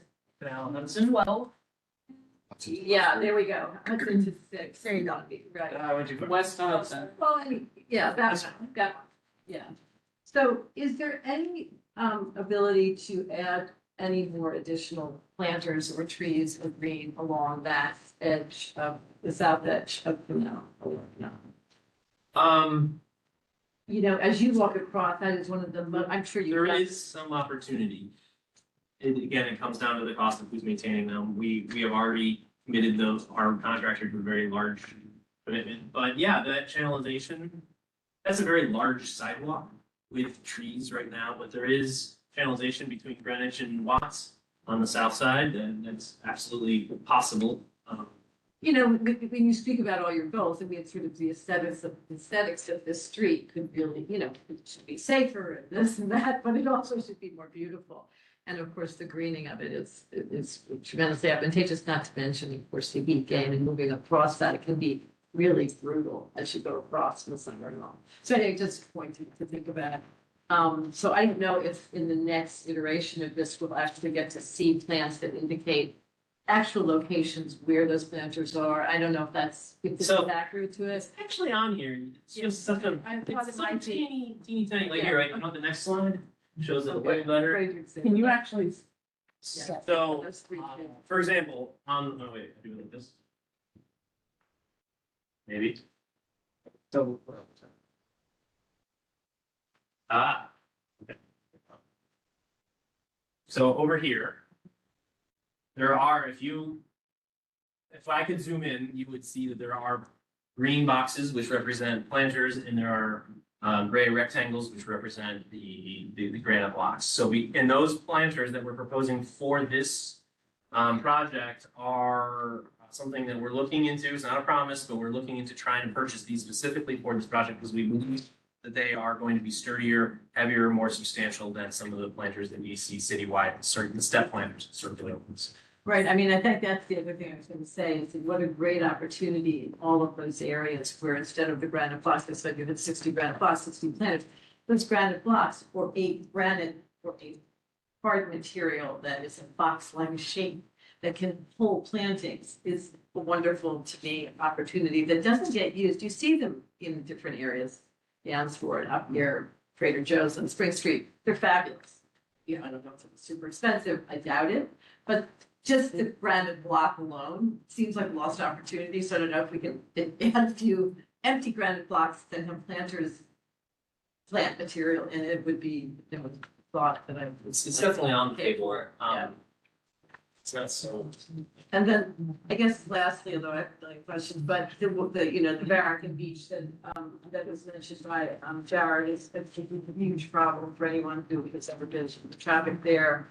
I don't know how that gets better addressed, but hopefully it will. I don't know how that really gets us on a question. It's just, I agree, there's no problem there. I'm just curious, when you're turning and you're going up Church Street, can you talk a little bit about Church between Franklin and, I know that's another phase, but going north, is that being conceived of differently in your minds for this phase of the project? In other words, like Yeah. that amazing width on Church that's. Right now, Church is very wide, and we are proposing, as you saw on the slides, some neck downs at some gravel neck downs at that intersection of Canal and Church. Can you pull that up again? Well, wait, this is what I want to ask about, because you are proposing something for that, which is, if I saw this correctly, was the new exit off the Holland Tunnel. You want to send traffic over to that stretch of Church to get to Canal, right? To get to Green. To get to Green. So you are diverting traffic over to that, Yes. to that stretch, which we were thinking the same thing, which is that we've been looking at that corridor for a while because it is an opportunity, I think, with the lack of correct traffic there to possibly return it to people. And the idea of sending more traffic that way, I think this is a step backwards. And I know you guys have been kind of doing a dotted line around that stretch for a while, saying that you would be looking at that area in the future. On Church? Yeah, Yes, we are very excited about a plan that is not ready to be shown to. but it seems like we're going backwards if the current plan is to send more traffic there, right? Do you have an idea of how much you're sending over there? More yes, it was in that document. It was 75, I believe. Per hour? 75 vehicles at most per hour, or on average. So you're sending it on the tiny streets to get to those streets. That's, I mean, the weird thing. I'll go to Yeah, that's. what line is that one? So this is what I was talking about. So Yeah. Church currently has in the PM a grand total of 5 vehicles per hour. We're adding, I said 75, I'm sorry, I was wrong. I was remembering a different number. We're adding 200 to the 5, so with a total of 205. We are proposing in our intersection at in our intersection at Canal Street and Church Street, 2 lanes going north. I think that's existing conditions today. There are 2 lanes that enter into Canal. So the 205 vehicles in the PM, the 2 lanes can accommodate without an issue. The Church Street design south of there is to come. And then you asked about the tiny streets. So Putting them onto beach. Is that Walker?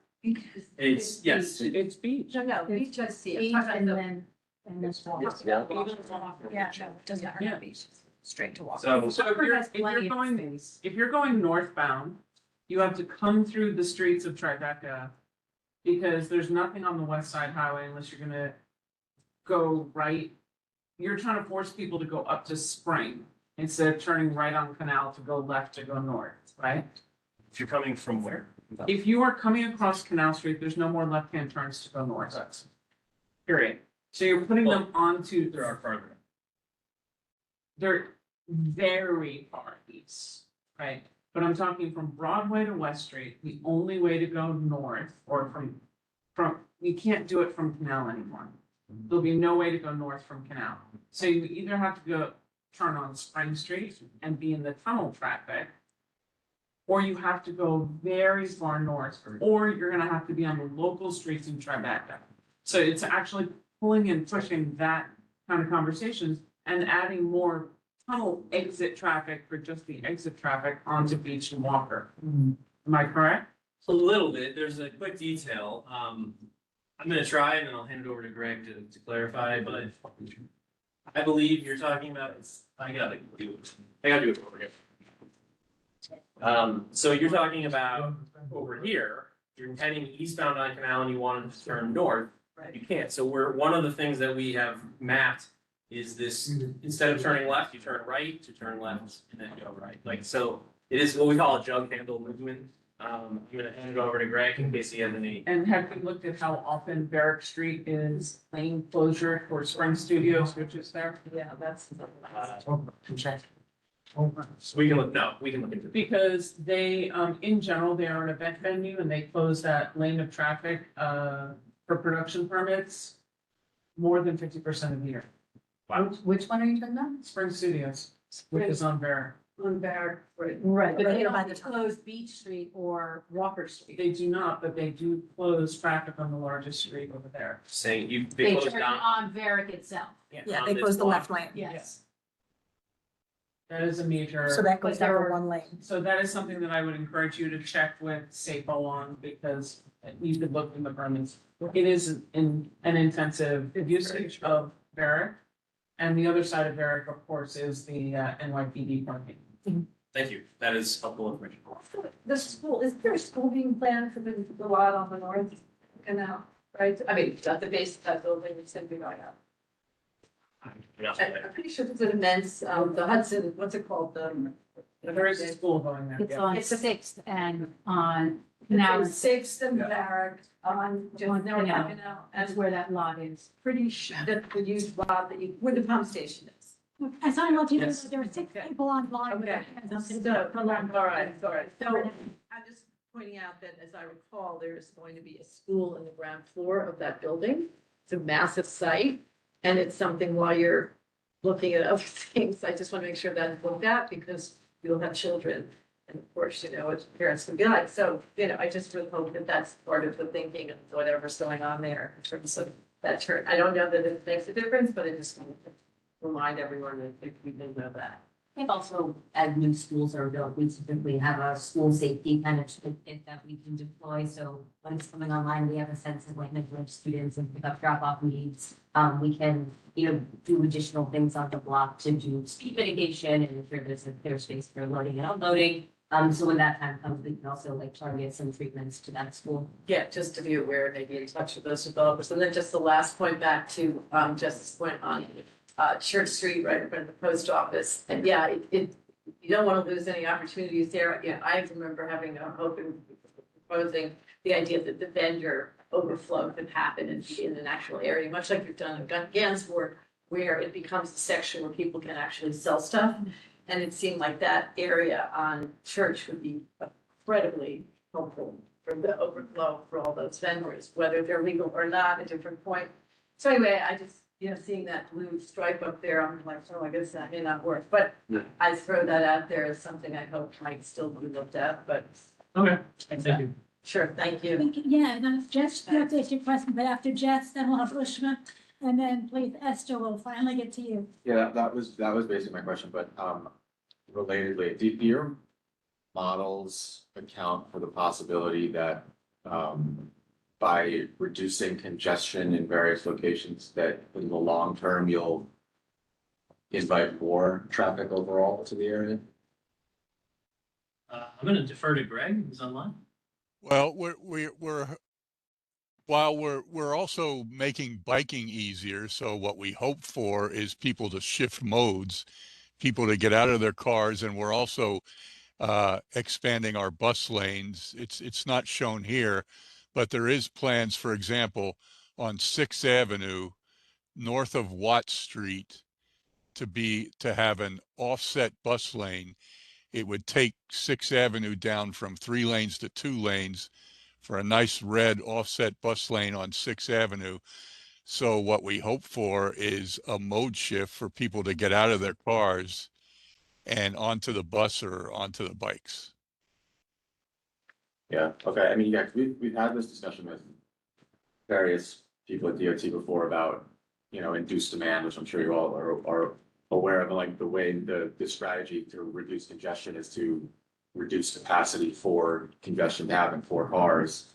And this seems to be more of a, actually kind of increasing the capacity for cars by just making it easier to drive throughout. That you haven't really, you've kind of entrenched it as a thoroughfare for cars, even further by sending bikes away from Canal Street.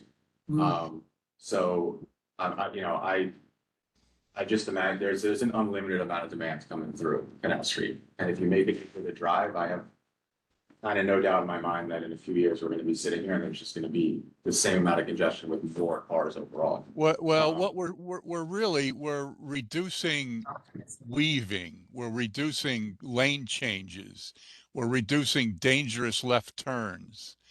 And also next year with Canal East, if we ever do the sidewalk widening, that'll greatly reduce the capacity of Canal Street for cars. You guys are the experts. I mean, Take a look. That's great. Schmidt, if you'd like to speak. It's also primarily a pedestrian safety project, and Right. so a lot of these elements are to really make it safe for pedestrians. I think Canal Street, someone called it a regional thoroughfare, I think it will continue to do that. Right. But our primary goal is to deal with some of the safety concerns we've heard over time. so when it's done, if your theory holds true, like there'll be lots of congestion, but it'll be safer for the pedestrian, Right. and that's the win that we're going for. Got you. Optimism. Great, gotta be optimistic. Yeah, Ishmael? Yes, I live near Canal Street and it's unwalkable.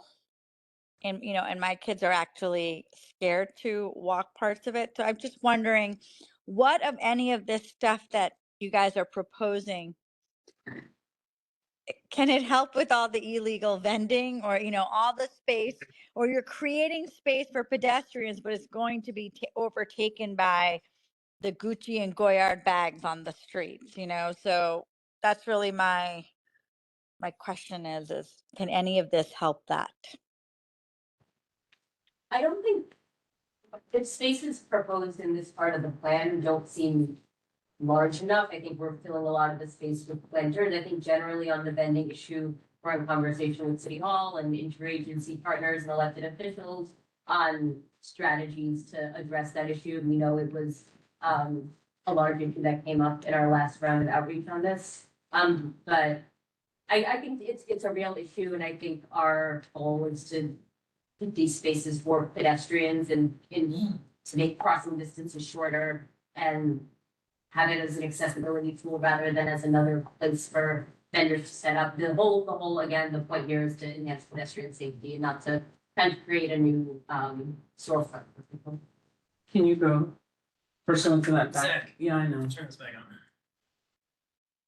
I appreciate that. I'm just saying it's not walkable now. I end up walking on the street. It's like dirty because there's like food on the floor. I think you know what I'm saying is like there's a lot of overflow now onto the streets because we can't walk on the sidewalks. That's actually one of the beautiful pictures that Bishop was talking about is how people are pushed out into the street now. So the question becomes, how and what are there treatments with sidewalks that can be done to discourage the length, the sidewalk vending as it exists. You're talking about the top right photo? Yeah. I mean, because people are, Well, I don't think there's a response to that question at the moment. That's something that we're gonna look into and we're trying to work with, as Daniel said. I do want to point out that the guy responsible for that project management is standing right in front of you. I built that with the intention that food vending was was crowding the sidewalk and I could walk around him. Like, that was my goal with this. It also allowed for the expansion of the triangle just in the distance, which has nothing to do with the vending. And so it created a nice connection. And I was like, I look at that and I know that what you're saying is true, but I also look at it as it's a very successful treatment. it is. I in the think food you have to vending look at the pop-up informal because that's what's happening. I have a less of a problem when I'm in Chinatown and they have those, I don't know what they're called, but carts, with their oranges on top. They're kind of, those folks are at least making it possible for people to shop and walk. But this pop-up informal where they're throwing sheets on the floor and and they're eating and they're like they have the ganja shop, like there isn't any place to walk. I can only, I mean, if you want to meet me, we can walk together. I can show you how it is. I think you're pointing out, there's a lot of different shades of vending here. There's the fruit vendors you're talking about, there's the counterfeit vendors, and these are all enforced and managed by different city agencies. So it requires a sort of more interdisciplinary conversation, which we're having along with City Hall and elected officials. And so I think that's something we're still working through and we acknowledge is an issue and something that does impede the pedestrian access here. And, it's something we're looking to address to ensure that our pedestrian spaces are, used by pedestrians. Do you think if you gave a pedestrian plaza like what I've described on Church Street to the vendors and said, funnel here, and then somehow you put planters along Canal, do you think that would ever work where actual vending would happen in the plaza? It's a good question.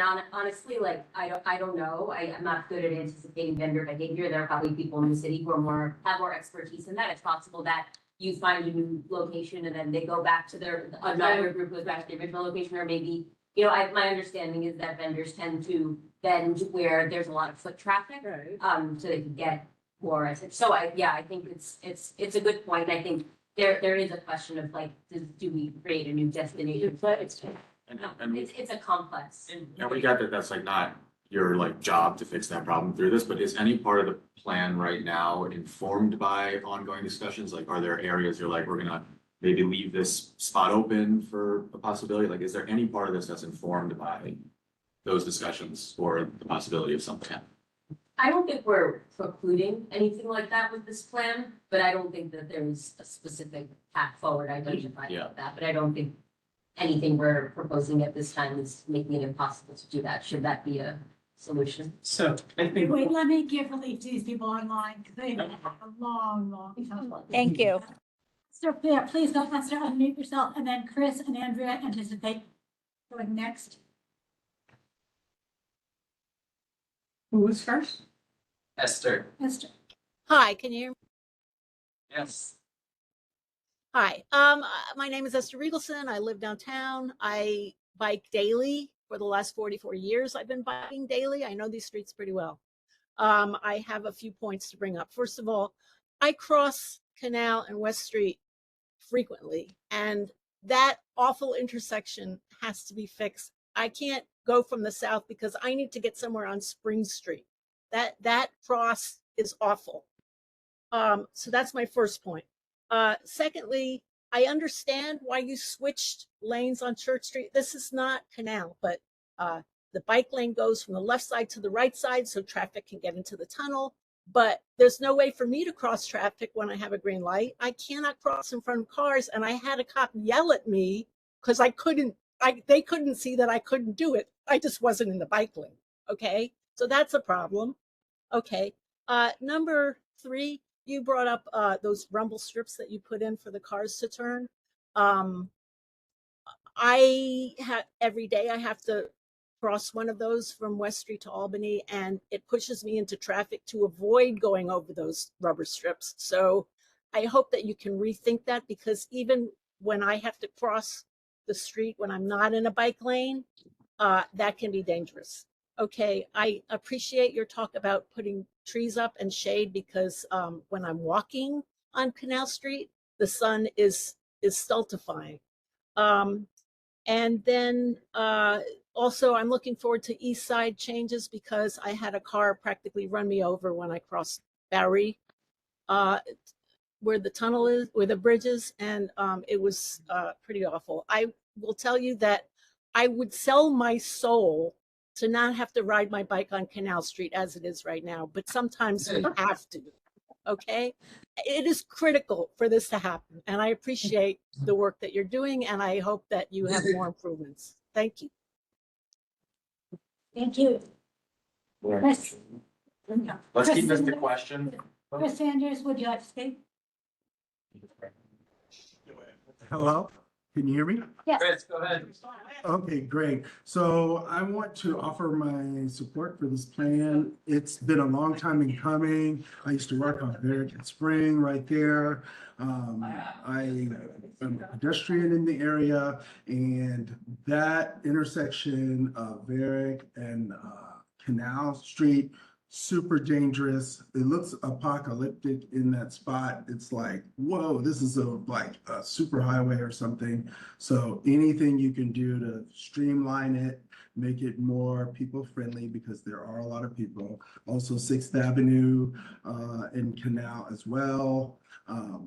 So, you know, look, and I like the protected two-way bike lane. All that. I know it's a new thing, but I think it's pretty good. It makes the cyclists go a little slower. And I like the rumble strips, all that. And then the pedestrian islands and the bus boarding islands are fantastic. That's my favorite thing. Yeah, we like to use the bus also, so because it's above ground. Yeah, occasionally I'll take the yellow train or the blue train. But so far, I think this is a good start. That's all I got. Thanks. Bye. Thank you so much. Andrea Peterson, would you like to unmute and speak? Yes, please. Hello? Yes. Hey, thank you very much for having this meeting, Dot and the community board. My name is Andrea Peterson, and I live in Nolita for over 40 years. My children went to school in Tribeca, and I worked at PS 150 in Tribeca. I've walked across Canal millions of times, and I currently do the same, going to galleries and into Chinatown. And it's horrendous, and I so welcome this plan. I think it's excellent on all aspects. I love the wider sidewalks. I love the planters. I think you could do better than the plastic delineators because they always get broken down and then they're not that effective, but more planters would be really great. I like the shorter walking distances. I love the two-way bike lanes. I love the ideas for Grand Street. And I think we need a safe place to walk. And that is the majority of people that live in these neighborhoods do not drive, do not have cars, and they feel unsafe walking across the street. So I love this whole proposal, and I can't wait for it to be put into action. So thank you all. That's it. You. Thank you. Yeah. I have Robert Dakota.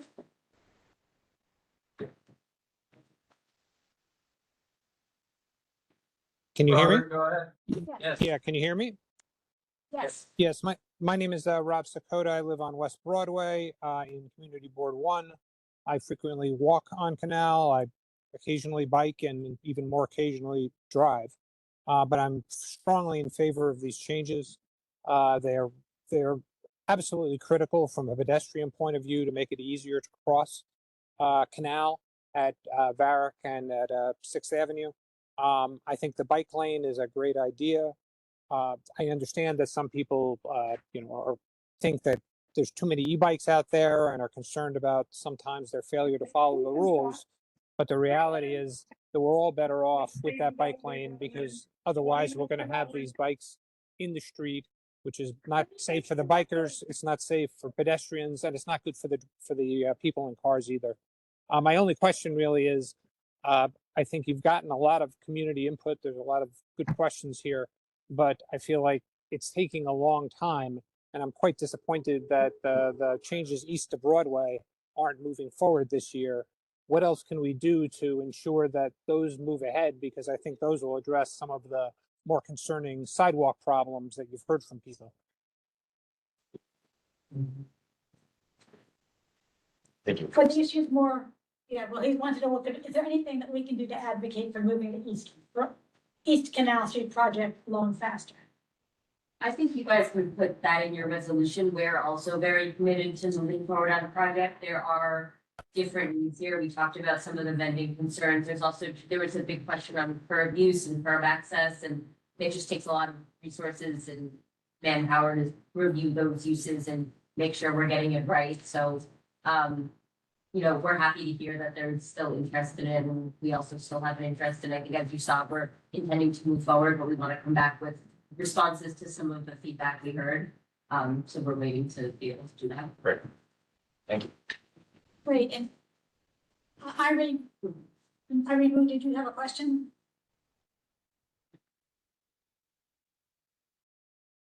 Yes, hello, hi. Hi, Hello? go ahead. Yes, hi, this is Irene Wu. I live on the Lower East Side. I walk or bike or drive from the Lower East Side to Tribeca, where I work on a daily basis. So I'm very familiar with Canal Street as well as Grand Street. So Canal Street, is not just a neighborhood street. It's one of Lower Manhattan's most important regional transportation corridors, as the first, person who commented, right? It connects, right, the traffic between the East River Bridges, the Holland Tunnel, Lower Manhattan, and it's really, how Manhattan and Long Island, which includes Brooklyn and Queens, are connected to the mainland, continental USA. We're islands, right? And so any redesign that significantly reduces its capacity should be supported by transparent data demonstrating that regional traffic, bus operations, freight movement, emergency response will not be adversely affected. And really the question is, why is bicycle transportation being prioritized over this regional transportation? And also regarding Grand Street, a two-way bike lane introduces movements that pedestrians may not expect, particularly where people have become accustomed to looking in only one direction for cyclists, because Grand Street goes only in only one direction, and pedestrians will look at traffic according to the direction of car traffic. And so, especially, for somebody mentioned about hotels, but, just pedestrians crossing the street in general can be injured by, especially with the increase in e-bikes. And so I strongly and respectfully ask, the board to withhold support for this proposal. Thank you. I think just to comment on increasing bike access, you mentioned some concerns about interactions between bikes and pedestrians. One of the advantages of creating designated places for cyclists is to just add predictability to the roadway and better organize those movements. Often we add a two-way bike lane because we see bikes going in the wrong direction already. So sort of adding places where people can start to get used to looking for bikes and having an organized space and helps keep them off the sidewalk and out of the vehicular lanes. So we found it to be effective. In general, our data shows reduction in injuries, particularly among older adults and youth, but generally across the board, they just make streets safer.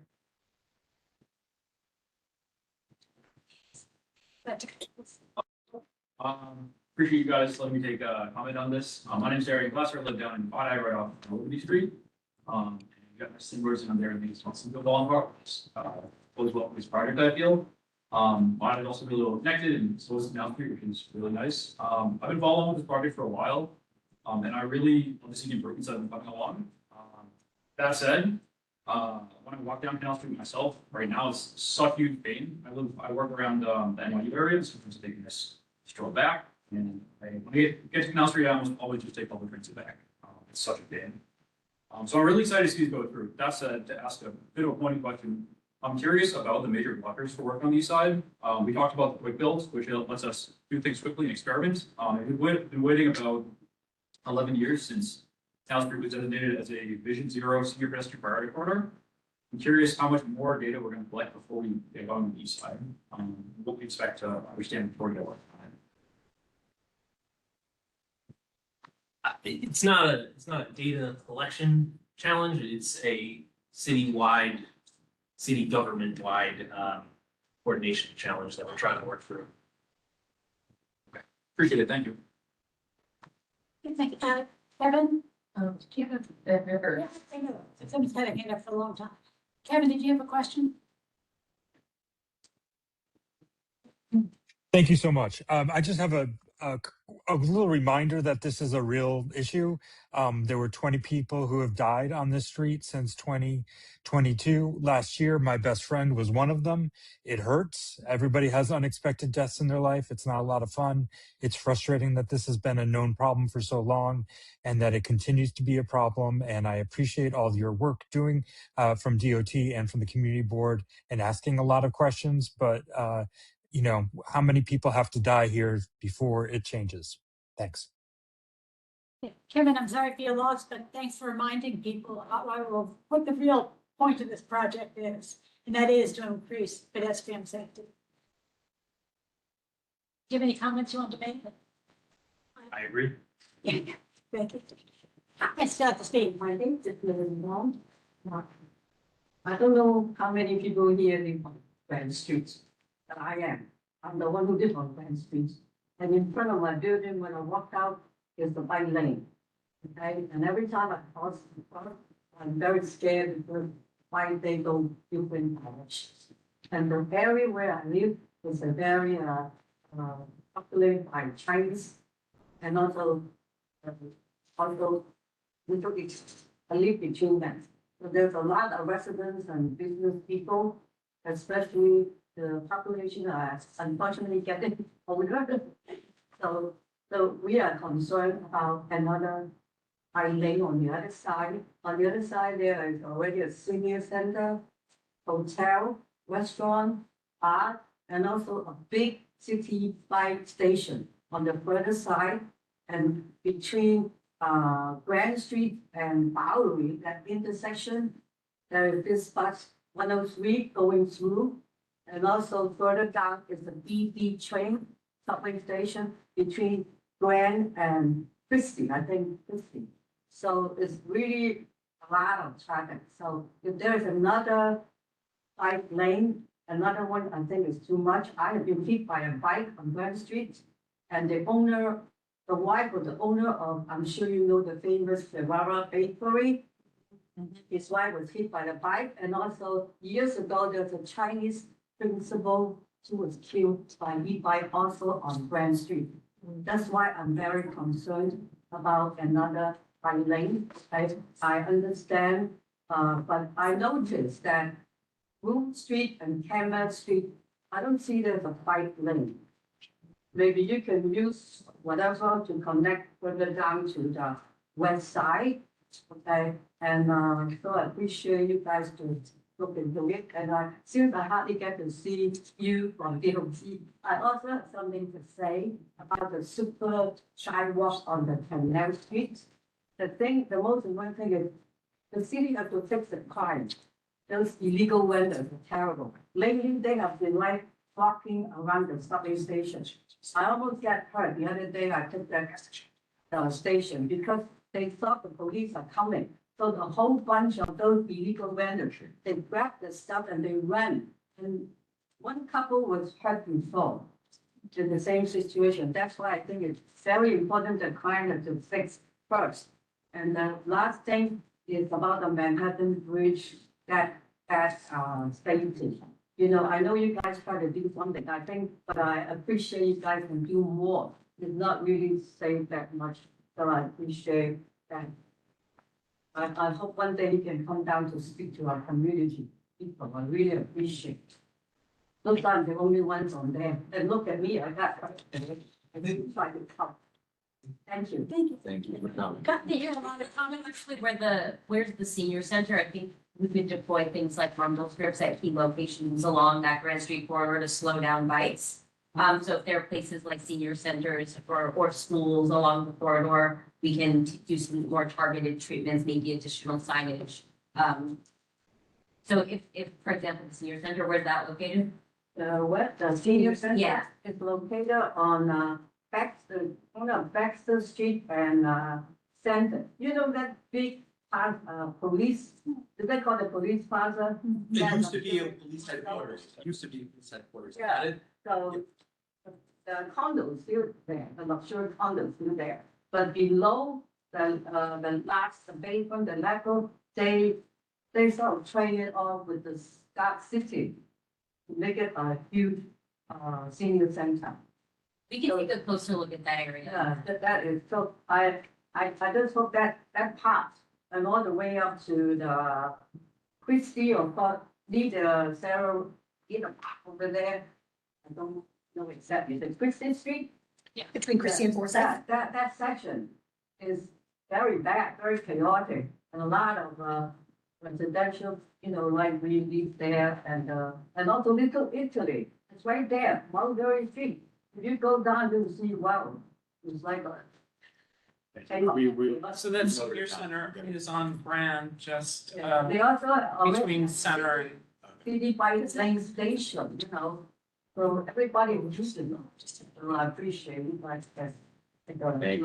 Thank you. Well, glad to hear from representatives who've come out to make comments or ask questions. What we'd like to do is move on to a resolution so we can make some kind of show of sentiment. Specifically one, I'd like to, the people in the room, do you have a copy of the draft of the resolution? If you don't, they No. can hand it out, we'll make sure one more last time. I have what was from last time handed out, so people know what was said, because the older board, the new board members don't. Oh, I didn't know. And I have not seen a draft of the current one.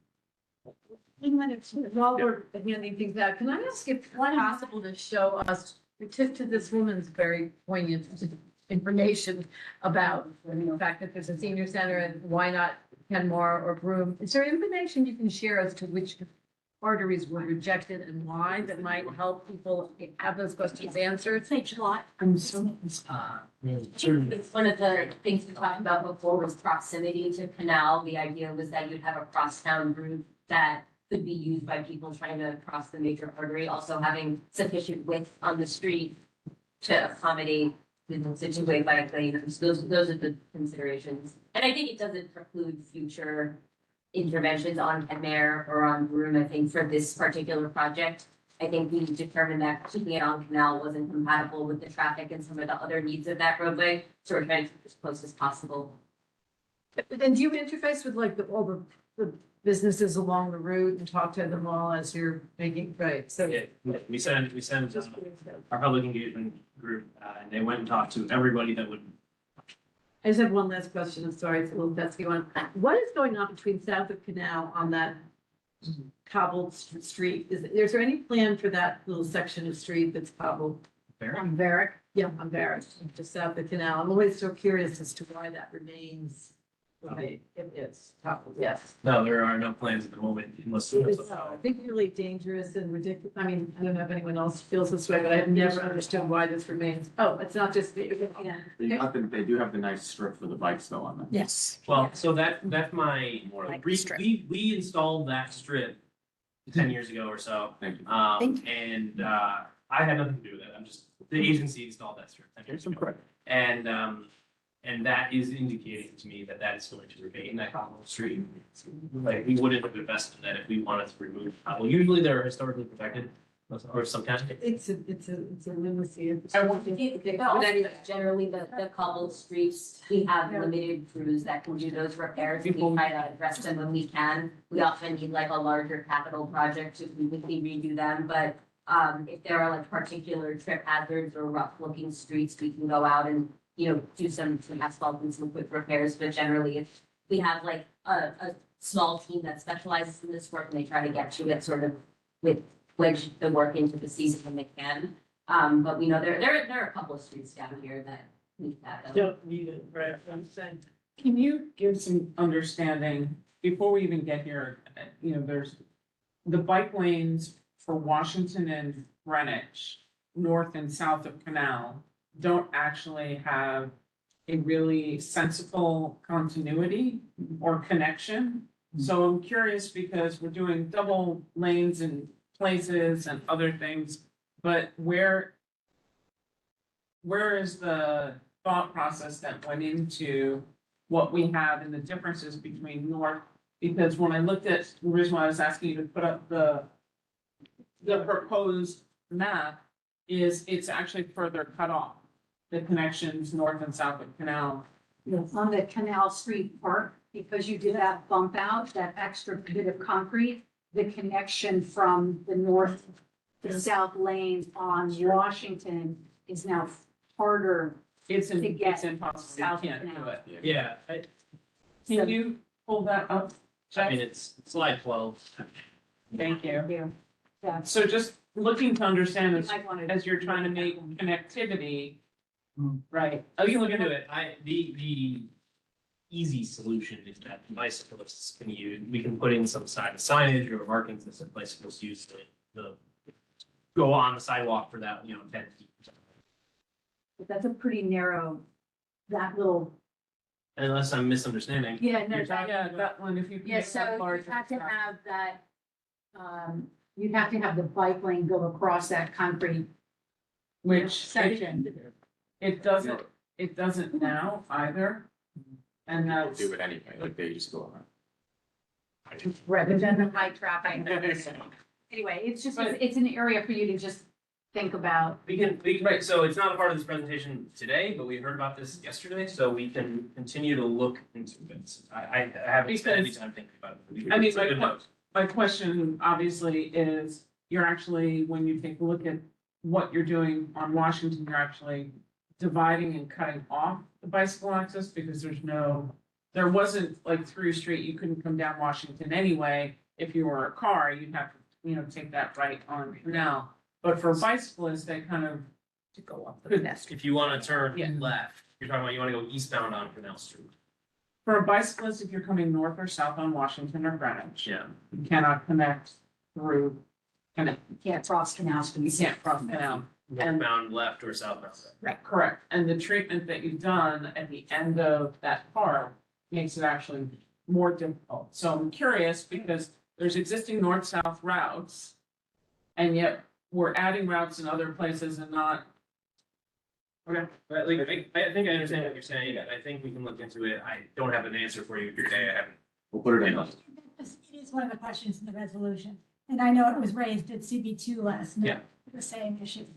Because it's not continuous on either of those streets to go across Canal Street. Correct. It's not currently. All right, but I mean, it's pointing to. Cody Sampson. Yeah, no, I've told him he can speak. It's just looking into the future. Looking into the future, might there ever be a revisiting of the idea of continuing biking Canal Street all the way across to the bridge? I don't know how to answer that question because I can't see the future. I would say anything is on the table always, but also, I mean, right now, I think we have to come with a significant reduction in traffic volumes, which I don't think we've achieved yet, but should that be the case and we think the traffic can accommodate it, Yeah, maybe something a future DOT could look into. yeah, like so early, we sketched out a vision of that. Right. It was not feasible, but conditions could change. So if everyone has a resolution from July, that version of it. You can certainly look at the whereas. I don't really want to trudge through all of them. I'd rather take a moment and just look at it. But I think the issues are, there have been a lot of changes that were announced tonight from what we heard in December. Many of them in response to comments made at CB1 meetings and other community groups and the public. Also, we know that they are going to respond to changes with quick builds at the possibilities. And we have some things that we have not been answered. And so do we want to get measured and looked at after the installation? So it's not a matter of saying we don't want to install because be installed, but we want it looked at because some people believe it could be a problem. And keep in mind with congestion pricing, all the problems in the math modeling won, and in fact, it did predict reliably what happened. So Why wouldn't we ask for a follow-up and data? I mean, what's the point that's of? what I said, but specifically going after them, because why? Because there were people who spoke tonight who said, let's say no to the whole project because they didn't put this in. That's why I'm saying, Really? Who said that? yes. No one Comments said online. that. Sorry.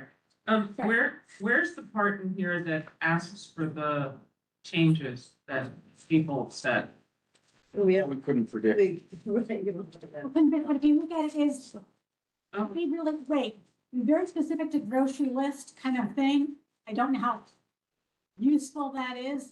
We can certainly do a side list upon list of everything that was said by anybody. But if you look. Yeah, But I we think will all do the that. general things that we could put in. Yeah, Eric, and I've written them down. We can. I mean, I don't remember anything Can we add talking it? about the curb extensions being harnessed, but it's in You here. read So it here. that comes- Sorry. Well, some- You ran through the list quite quick, and I think that helped answer, so we can. Okay. So Eric talked about, questioning whether there's a bike lane on Canal at all. Well, should be. Should there be one on Canal at all?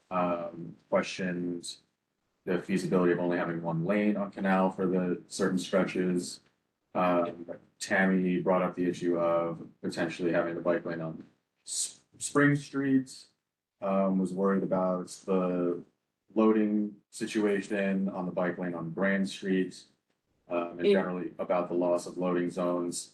Don't attack me if I don't have this perfect. No, it's okay. I just want to get to, no, I mean, to get to the right point, it's Yeah. to look at truck loading and change it to loading, period. Yes. Because that would accommodate micro mobility stops, that would accommodate getting picked up or dropped off for a doctor's appointment. No, we don't, well, some of that, stuff we So one of don't. the things I texted our deputy commissioner who manages our curb things to ask whether micromobility is covered in the commercial vehicle restrictions. We can let you know whether that is. But loading and unloading for a residential building, if it says commercial, only is not covered. Or, that kind of thing. If it's just a loading zone, let it be a loading zone instead of having it be a truck loading. Yeah. Okay. That was my point. Let's keep going. I think to the extent that you have specific feedback about curb regulations and have specific locations. Yes, we can include locations. We can try, yeah. Yeah. We'd have to look more carefully through all of that. Tammy brought up another issue that came up throughout, which was the rumble strips along the bike lane for certain locations to slow down the bikers. Also mentioned the turn common measures get destroyed often and don't last. Betty brought up the issue of the micromobility in the loading zones. Harry discussed the timing of the lights and how that's going to be affected with the getting rid of the left turns. The possibility of using more resilient infrastructure, which also created a discussion about what the difference between the capital project and the street improvement project. Alice brought up the stretch from West Street to Hudson. It sucks right now. I think there's opportunity. Yes, greenery, yes, it's bleak was the word that was used, I believe. The school that's gonna possibly come online on Canal between Barrack and Sixth, is that right? Yeah. Okay, and then we talked about the canal between White, the church between White and Canal. And that whole discussion there. Various comments about the eastern portion of Broadway, we don't have to get into that now. Again, the senior center on Grand Street, and then we just talked about the Canal Park extension and how that will affect the bike lane going north and south on Washington. Did I miss anything?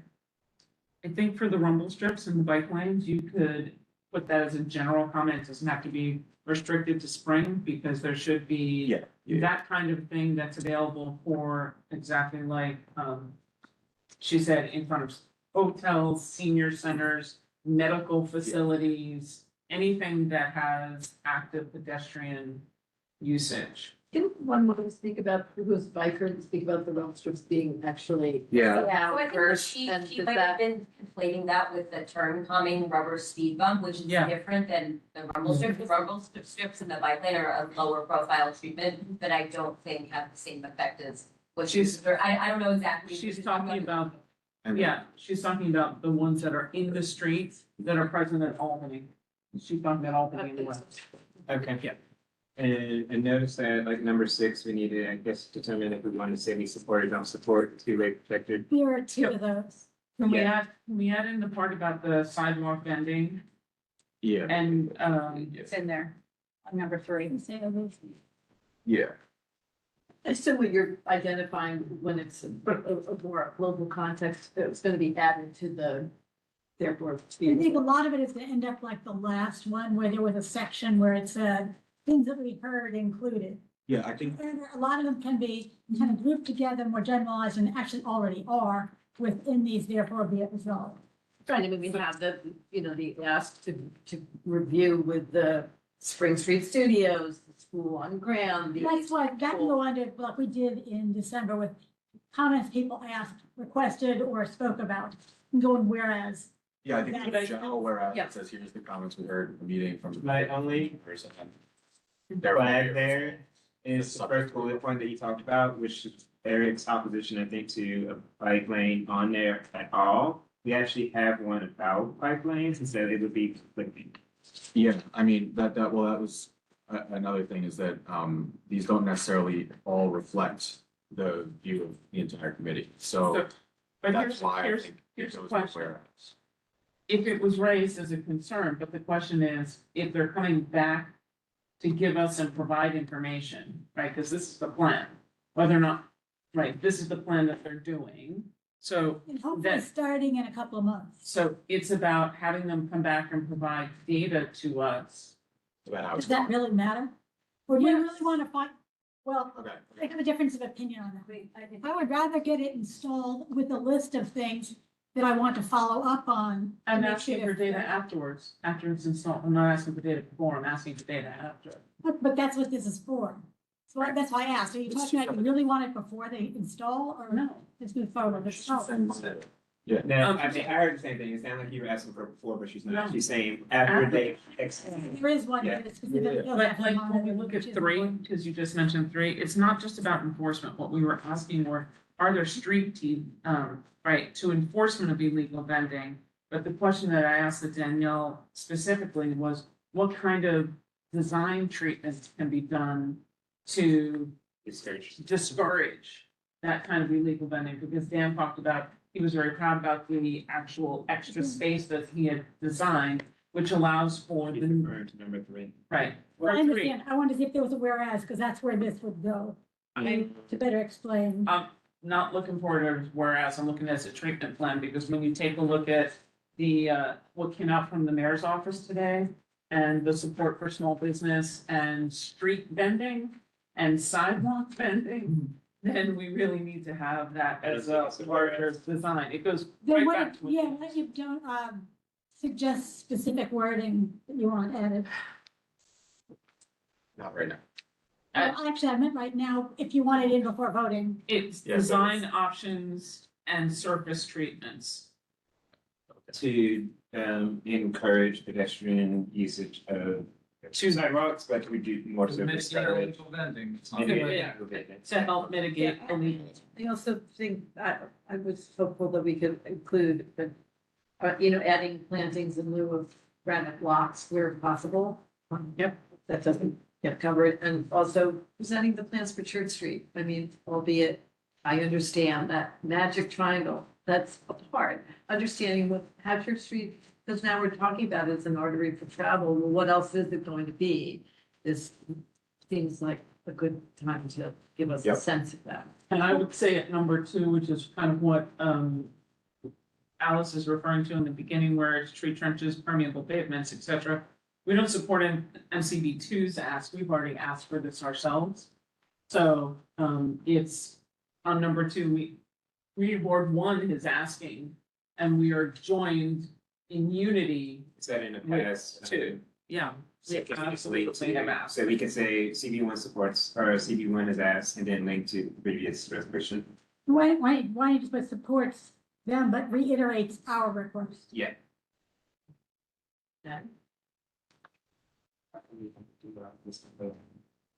That's why I also have you rattling it off, because then you can decide it.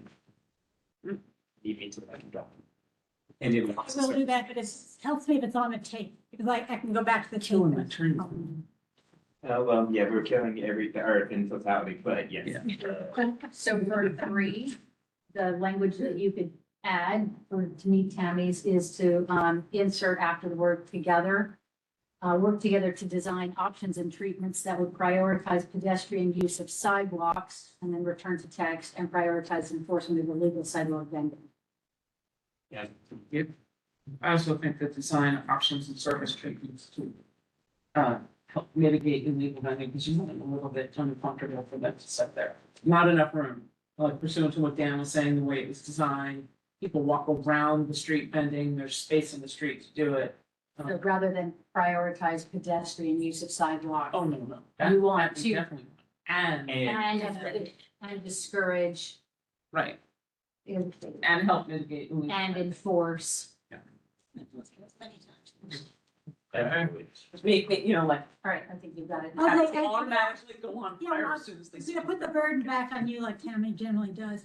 I think it's a good idea. Everyone with suggestion, email a version of the wording to me, please. And you can, by all means, do CC it to Zach Yes. and Jess. I mean, when I ask for me, I don't mean it to be isolated to just me. Yeah. Okay, so are But there I other inputs? feel for the wording because the others know what they're voting on. Because these things are being added. If not, I'll call the question. I have Well, one more thing okay. to add. When they come back for the east side, because we are mentioning coming back to the east side, I think because that is an extremely complicated and we have a ton of feedback from the business community. And it is more business dense there than it is on the west side, which is more residential based until you climb closer to Broadway, is that we should be asking to get the presentation a little bit in advance so we can share it in advance and we can be a little bit better prepared. It's gonna be, I would assume, a lot more complicated. Isn't that more of an ask than it is an input into the resolution? It's an asset. We want the east side to come and we would like the information in advance to be able to share. Well, I think what's, Yeah. I think you can add, Yeah, but I can see Because- the reasons why they don't do. it. because there was an east slide in here, so I'm going with it. Can we just establish the time and cost estimates for this and also include in our resolutions? It's always handy that 10 years hence when things aren't done, but just to have that, is there a price tag for this and a sense of the start date? I know you shared that a little bit. I don't have that. I don't have I don't- funding.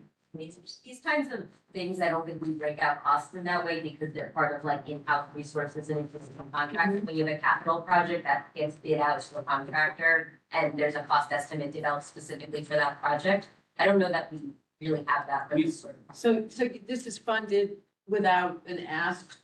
Yeah. Just out of your. This is about the normal DOT budget. And so if we don't spend the amount of money on this project, we'll spend it on another project somewhere else. That's interesting, okay. No. Maybe the question could be for us to, I think this has to be public record anyway, like once y'all do this in the fall, could we see some of those numbers and what the costs were? Because I think part of what I heard earlier, which is like, we wanted to understand like how much like putting in a planter could cost, versus like some of these like voters. Is an ask. You can ask I don't know that we can actually break down costs that way, but we can ask the team. I think some of this stuff is like site dependent and. Yeah, it gets really complicated. And can you give us a sense of when things start and which, you may have done this already, but we don't have to rush a second, but you send us, I think it's helpful to then refer back as to when you would hope to start this, which phase you would start in. I don't know, is that something? I mean, like, we haven't come up with a phasing plan for Canal Street West or Grand Street. Theoretically, we would probably start with the places that are not near a subway because there are challenges to working above a subway, so like Watt Street, Western Canal. When will those be available? To be implemented. I understand everyone's frustration, Like this year. but they have said over and over, they're not ready to present. So you asking them isn't gonna change the answer. Are we ready to move No. forward with? Dawn, this is on Alice's question. This is an in-house project. This is coming from the operating budget. There's no issue about, contractual bids, bids offered. This is not confidential information, so I'd like to understand why that wouldn't be provided, like, you guys did a proposal. Don't break it down, that we could like make up a number, but I just think it's like, we have contractors that, Maybe you should. that do a lot of different work. I think it's just like we don't break down projects in this way. And we could definitely ask the team for an estimate and they could probably put one together. I think there's also like the staff time that goes into doing the studies and evaluating it. Like I think we're happy to ask the team for an estimate. I just think it's like, there's not really like one number that we pull out. Sometimes Understood. other costs emerge when you're doing an implementation. Maybe contractor shows up and has to like come back the next day because it's raining or there's a car parked. Like I think there's just like various. Well, of course, I was in that area. I understand there's variables during construction, but there were also estimates done before. I mean, if this is supposed to be done in a few months, I'm sure that there are estimates for what the cost is and the other support costs are, but I mean, it's. Our support depends on. Just, Focus. the department has like a per linear foot estimate of cost. I don't know if DOT has one of those. I still look for us to get to a number, it's not as clear as what you might get for like a capital project or something like that, because so like the contracts we use and the staff we use are. It'd be great to get cost and timing. They're gonna ask, Just about. we're Yes, we. deciding whether to support this or not. No, but that isn't entirely what a resolution is about. You have to think 10 years out or 20 years out, when we're all gone, what are people reading in terms of what was that cost and, okay, well, good. I found the rule.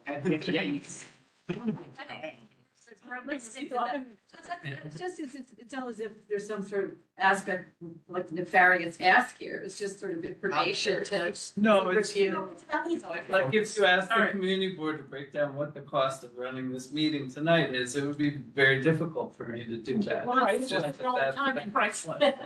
Yeah, I'm not gonna harbor the point. Are there other points I'm gonna add? Thank you. I would like to add the resolution that, because we are still talking about the west side, that DOT, as part of an offshoot of this, seek to work with state DOT to improve crossing conditions at Spring and West. For any opportunities. I understand what you're saying, that you're preferring the fork at Canal Street makes it a very difficult thing. And that's why we're doing watts for the bikes and other We things hear like you that. loud and clear. You put it in the resolution. Please. Love that. That doesn't mean we can do it. No, but I mean, as long as state DOT is hearing enough opportunities and they are already going through changes, then it's something that if they can do it for Google, they can do it for the bikes. And they can figure out something for the city on Spring Street. Okay. The last thing we have to resolve is we do want to have in the appropriate whether we are overall supporting this plan or not. I think it's very clear that the majority of the committee and the public want to support this plan overall. Well, can I say that, first of all, it's broken down into 3 different votes, so I don't want to. 3 different votes. Yes, there are. If you notice, there are 2 different places where it says support, doesn't support. Yes, okay. So those have You to would be have votes both. up. I wouldn't agree to suggest that you do that. I think that it's. One of the overall. I think an overall of support and there's questions that we would still like study, but you can't throw Yeah. the baby out with the bathwater here. Yeah, I mean, I would remove 6. I agree. Yeah. Yeah. And, I don't want to lose the whole thing over that. well, Well, I mean, you can say in there that there are concerns that have been raised about Watt Street. And to make sure that the, There's been everything. Okay, right, but we can ask for data afterwards. But then it's first one. yeah, okay. Yeah. okay, so we're gonna vote for it, Support. and that's what we're gonna vote on. Correct. Call the question? Second. A bit of affirmation for those people who are online and with the committee, you have to have cameras on and there isn't anything. That one online. Yes, I said there isn't anyone, so it is just people in the room. Anyway, those who vote in opposition. That work is active. Yep. From yesterday. I want you to say it. Okay. No, I'm not already. as long as Zach has it, I don't. Oh, Eric, you opposes. Are there any abstentions? Any recusals? And I'm gonna assume everyone else is in agreement. So thank you, the vote passes. And we'll take it to full board on Tuesday. That's the next step, is getting them to take on the committee vote, committee resolution. Please note that if you had wording that you need to send to Jess, Betty, and Zach, it has to be sent by Sunday. If it's not there by Sunday night, on Monday morning, when Zach goes to hit punch, you're done. If it doesn't get there, then you're talking to the full board. Yes, because that is a problem with, as we all complain every month about getting the resolutions too late. I Yeah. want me to read all of them 2 minutes before the meeting. Are we going to think the Department of Transportation now? I think that they need to. Yes. I would love the dismissal. Well, wait a minute.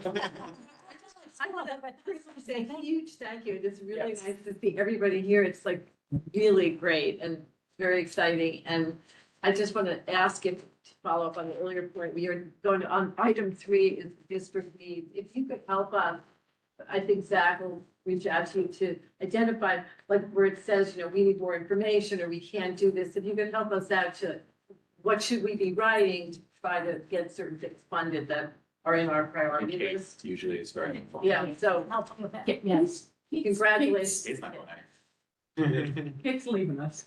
Oh, you are? Especially when there's, multiple jurisdiction questions, like, When do we it's not parks, it's DOT, it's. And I've seen your, I don't know if we've gotten that yet. I know there's the meeting that OMB facilitates, but I don't know if we've gotten your. Zach will do, yeah. Okay, happy to So, switch that. It's fine. Before they leave, since this is Kate's last meeting. Oh my God, I didn't know with this. season What was that? I do. Okay. Yeah, I do want to say a huge thank you because Kate has been through CB1 through some of the roughest and toughest projects. Canal Street is one, obviously, the Brooklyn Bridge. My goodness gracious. Chinatown connections. Right, Chinatown Connections, Park Road. We have had so many major DOT initiatives.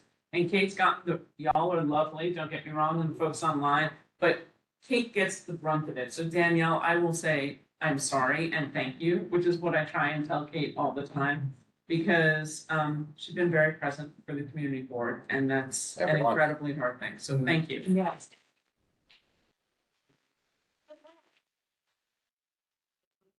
So we won't be asking Kate, we'll ask someone else. Yes, but thank you, Kate. Congratulations. Yeah. Yeah, right here. Hey. It's not the university, much about it. Yeah, they are. Thank you, guys. Thank you. Thank you. Thank you. Stop one. Or that. Congratulations. You don't. First, thanks, Dan. I'll take those little trees. Thank you. We wanna.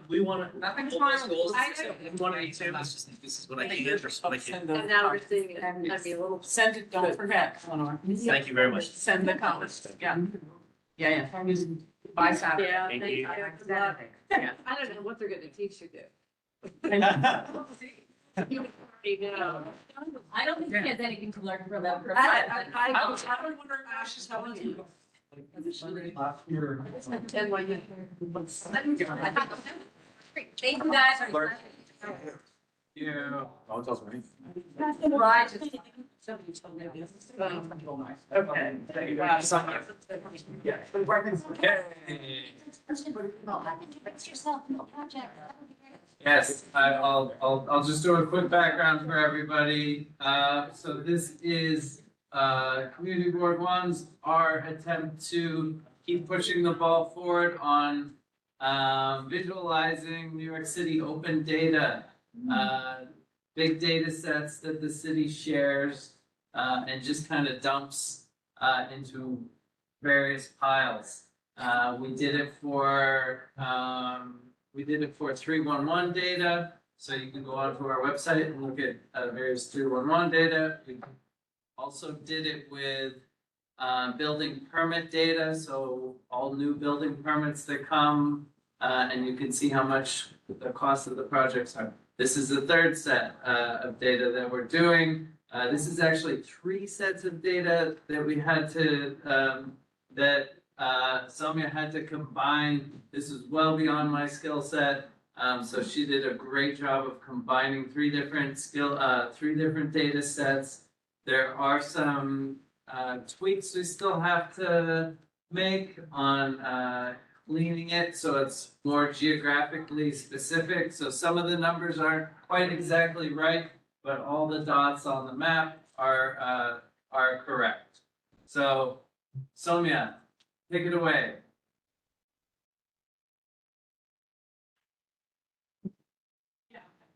Good evening, everyone. I am Soumya. I'm from PSU University.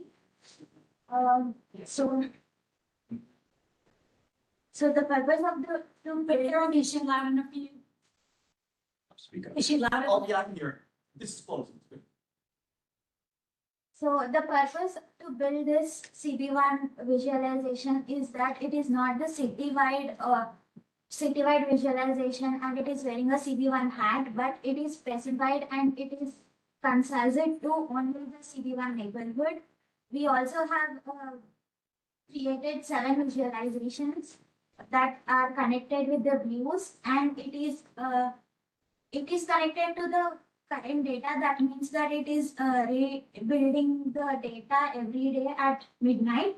So you don't have to download or do stuff to get the real-time updates, and it goes into the street level detail.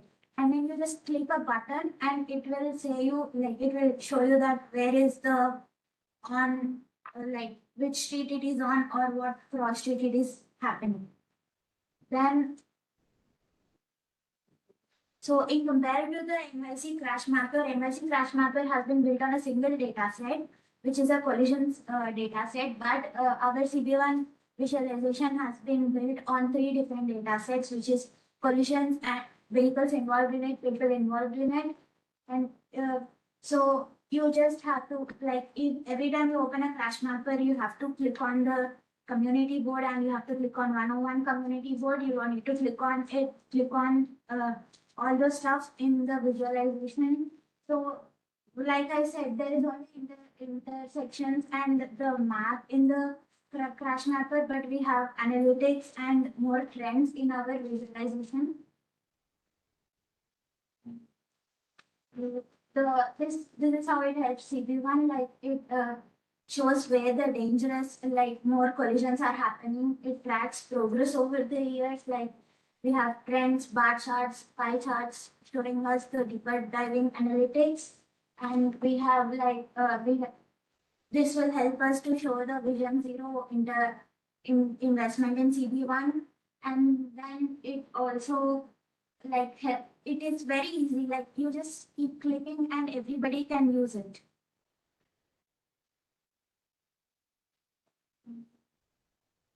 This is the written,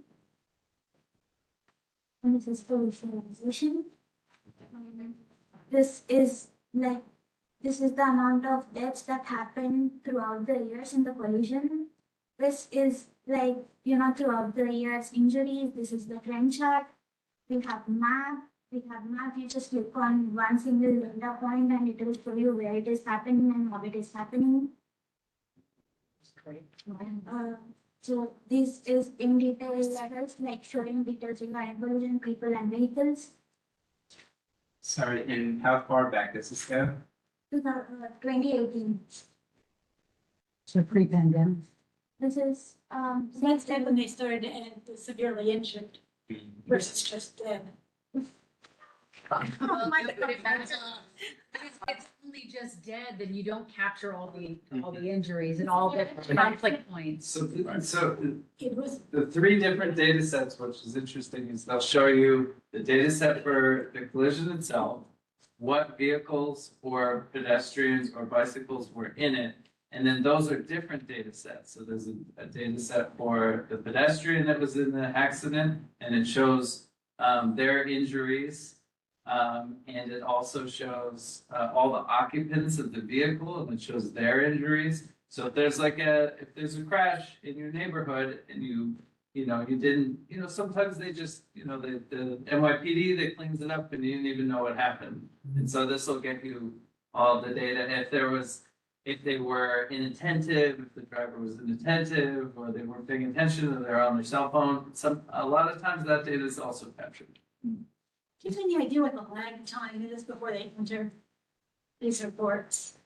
It is saying that it is updated daily, but the last update was on June 10th or something like this. And then you don't know when the police or others actually enter. Is it going back and combing any of that data that does get entered later? Is it recapturing new data? Okay, great. I love it. So I see other motorized, that's e-bike, right? It's not mentioned that it's e-bike, but It's stand-up scooters, and I saw something about, then there are all those, like the skateboards and a whole bunch of those things. mono wheels and everything. Yeah. So most of this data is Mopeds. entered by police officers themselves, so there's a big variety in how they characterize various things. So you'll have to kind of sort of use your intuition. So when they, pardon me, I'm thinking either they, use a paper form or maybe even a tablet now when they enter it, do they have choices they have to select, like for the vehicle? Maybe. We don't have answers to that. Because I'm thinking if they don't have the options, they just probably choose whatever they're more comfortable or free. We don't have answers to that. Yeah, there have been people who've written articles about that, and there's a lot of confusion there, which is why how Tammy brings that up a lot with the data is kind of murky. In micromobility because of the recognition. Yes. We want to show the other two, just so you can see it breaks down a couple different pages where you can just see specifically the interactions between, this is pedestrians and bicycle. collisions. This is between vehicle and bicycle. This is between vehicle and pedestrian collisions. And they don't separate out cars from other vehicles. So it could be a bus, it could be a truck, it could be a. It does specify what vehicle it was. If you click in. So, it'll say, sometimes it'll say SUV or sedan or, compact. Station wagon. I saw police vehicle once. Sure. That's what I was gonna ask. Is there a breakdown, say, for example, it's an MTA bus that is? Yeah. I'm pretty sure they would write bus if there was a bus, yeah. But then that could also be the same as a tourist bus. Or a school bus. Or a school bus. Yeah, that's gonna be, what level of detail the officer. So where do you get this data? NYC Open Data. And then it's been cataloged for CB1 and, mapped just for us. That's some. That's good. That's some. That's what we had to. Yeah, I just want to make it right. She wrote a program to make this for us. Thank you. That was one thing, right, got it, yeah. Which is why she had to get the geography of our particular district, so she could superimpose that on. So this is, okay. Accidents, crashes. So presumably DOT has all this information and you, for the whole city and you still, okay, I got it. She's getting her PhD in computer science. Oh, I remember that. Wow.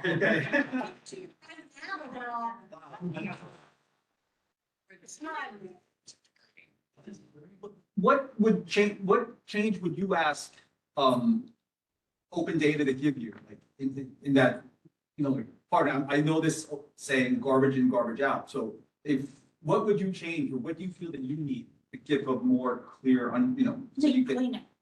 Yes, what changes would you recommend for the data? Which one? Addresses. Okay. Yeah, like there is no specific format of address. So there are 4 different columns and one put in on one column and the other puts on the other column. So we need to combine all those to get this map. there is no clear indication of in which state, in which street it's happening. And part of our work towards the end is gonna be looking at what that data is and what recommendations that we should bring in. That's a great point.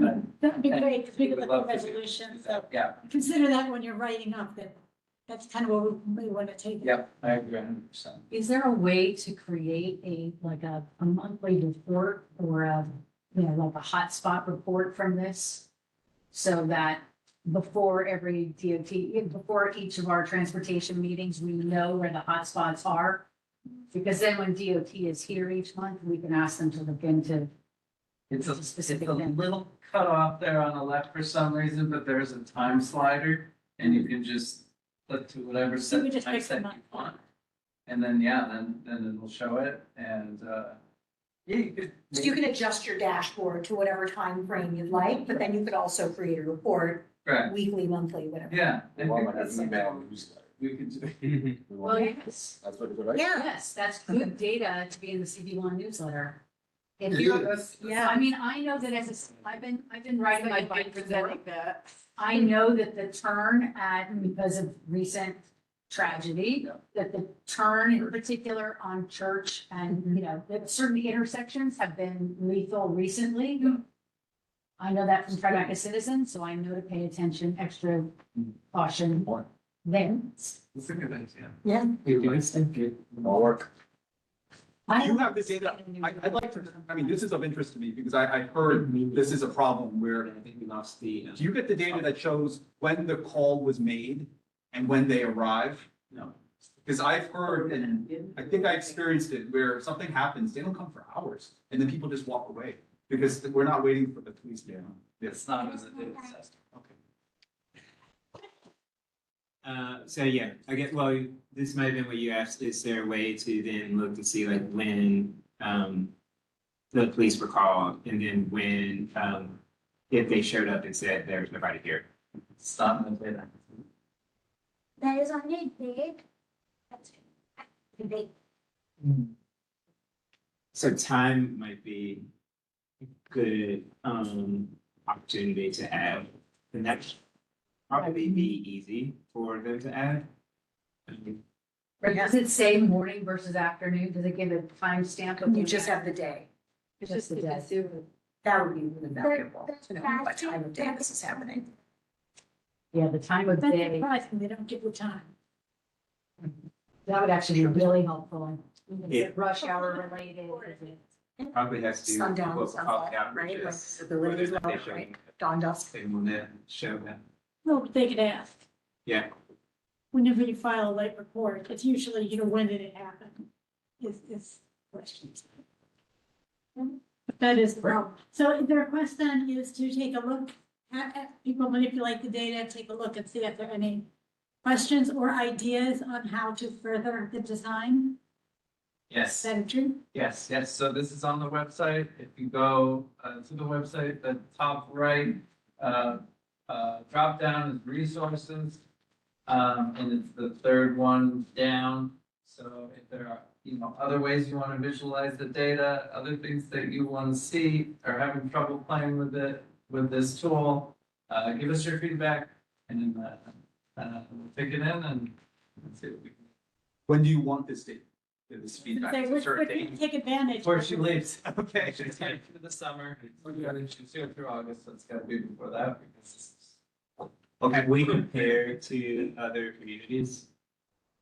Or is that possible? No. We're just looking at No. downtown. You start with Crash Mapper and go general. Crash map. That Crash Mapper would be, yeah, that more general. Yeah. But there it is. Awesome. Thank you so much. Even more when we play with. That'll be.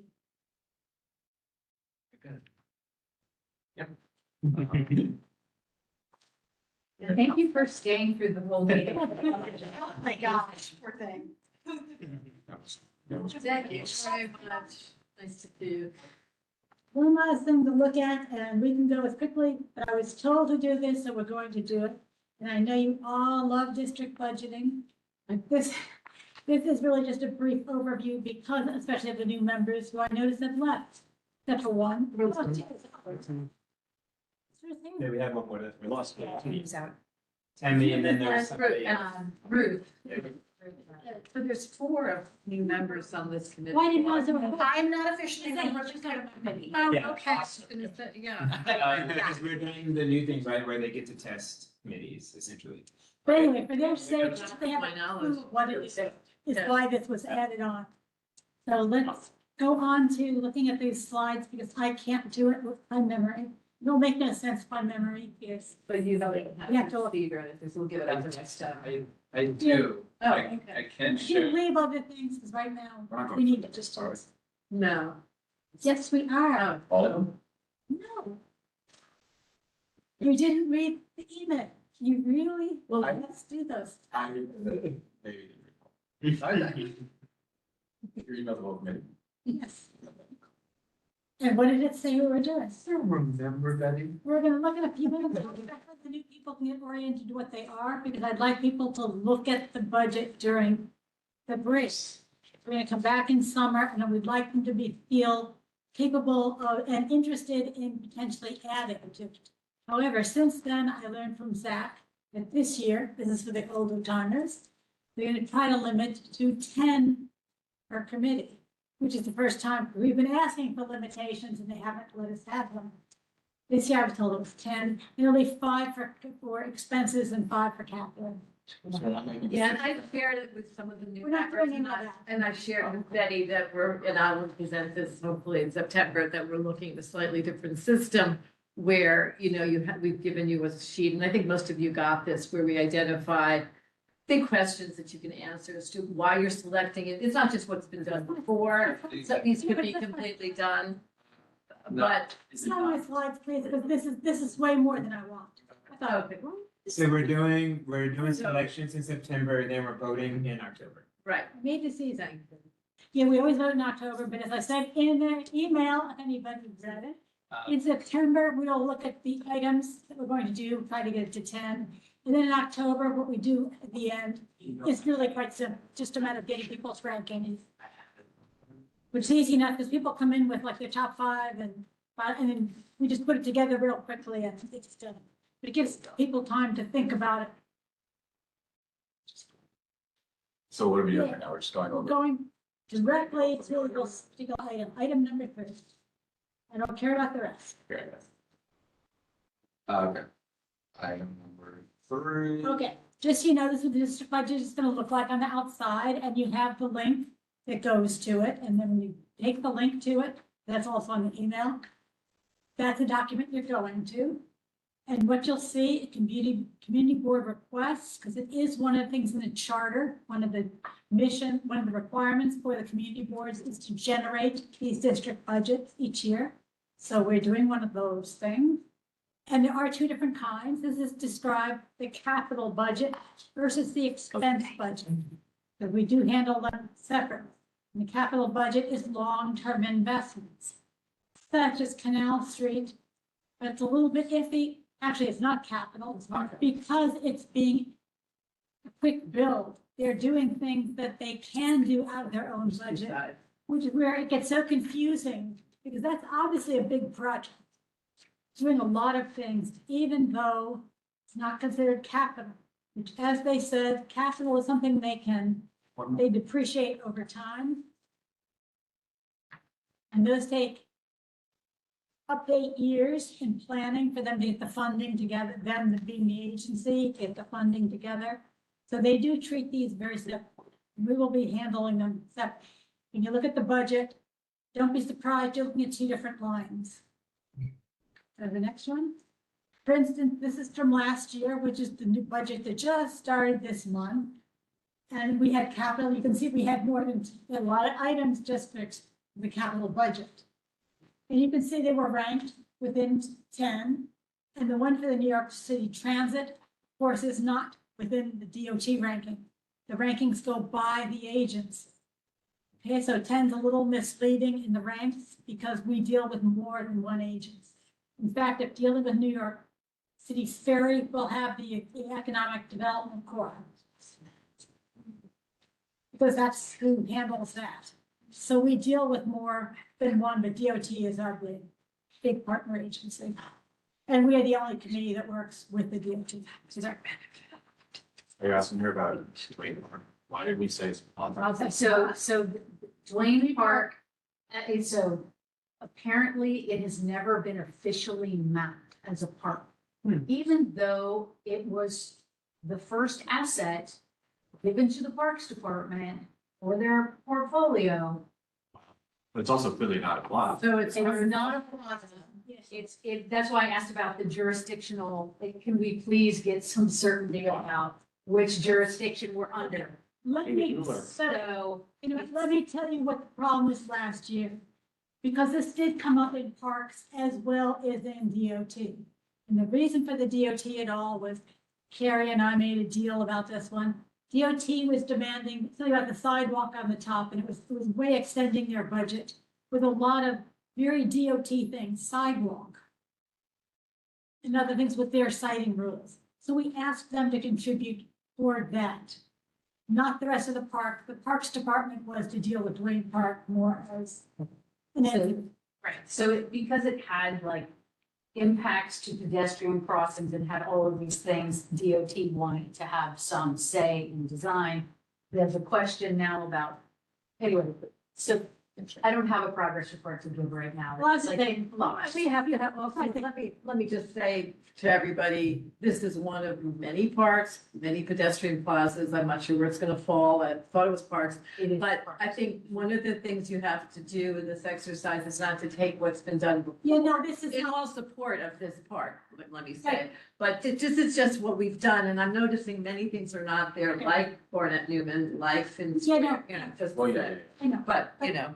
Let's stop interfering unless you know what I'm sorry. Well, because I want, but they're taking a huge detour because I wasn't going Well, there at all. Sorry, just as your incoming chair, I'm trying to guide you a little bit. So thank you. Everyone's leveraging for what they want to get money for, but that's not what the point of this is. And that's not what I'm asking you to do. Anyway, this was to let you look at a couple of items to see what they look like. Because if you do decide you want to suggest something, and we usually start with the resolutions from the year, so we know something that CB has already passed a support for, and take some of those our ideas from there when we build on to the next fiscal year. But anyway, this was to give you an idea of what our narrative looks like. That's what you see on the left column. And on the right column, you can see the agency response. So you can get an idea. And it's not unusual. Agency supports but cannot accommodate because we do not have capital funding, which they typically say because they don't have it immediately, they have to seek it. Nobody gets that kind of money.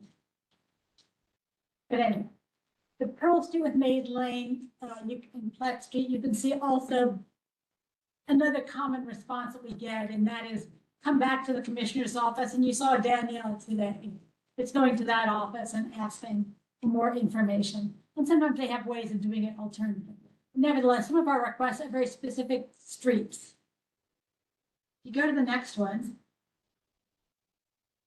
The Arches is part of the Plaza program. To give you an example of what those look like, because the DOT controls the Plaza programs, but that is DOT funded.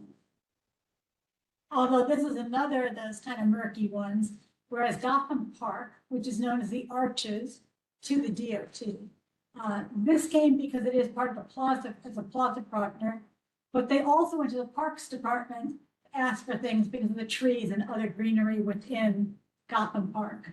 There are cross jurisdictional plazas, if I can just intercede here, that have both the actual, you'll see green, like they're called green streets, historically in the 90s. And then underneath that, that's actually DOT property upon which Parks has their little, whatever it is, green.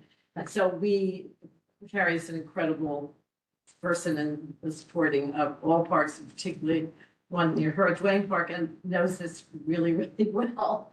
And we all, and I have a little bit of a relationship with some people at Barnett Newman, but each one has this kind of, generally, if it's a green street, it's a cross jurisdictional. And so when you're going for a funding ask, you're basically asking both departments somewhat. Is that fair to say? Yes. Yes. Okay. So anyway, but I thought you, yeah, these are all. Maybe not, but a lot of these were double requests to the chief of department. And then those agencies will have to coordinate who will do the funding of which pieces of that project. Okay. So you'll see overlaps. Then there are other things like the Staple Street cobblestones, which is, again, is a little bit unusual here.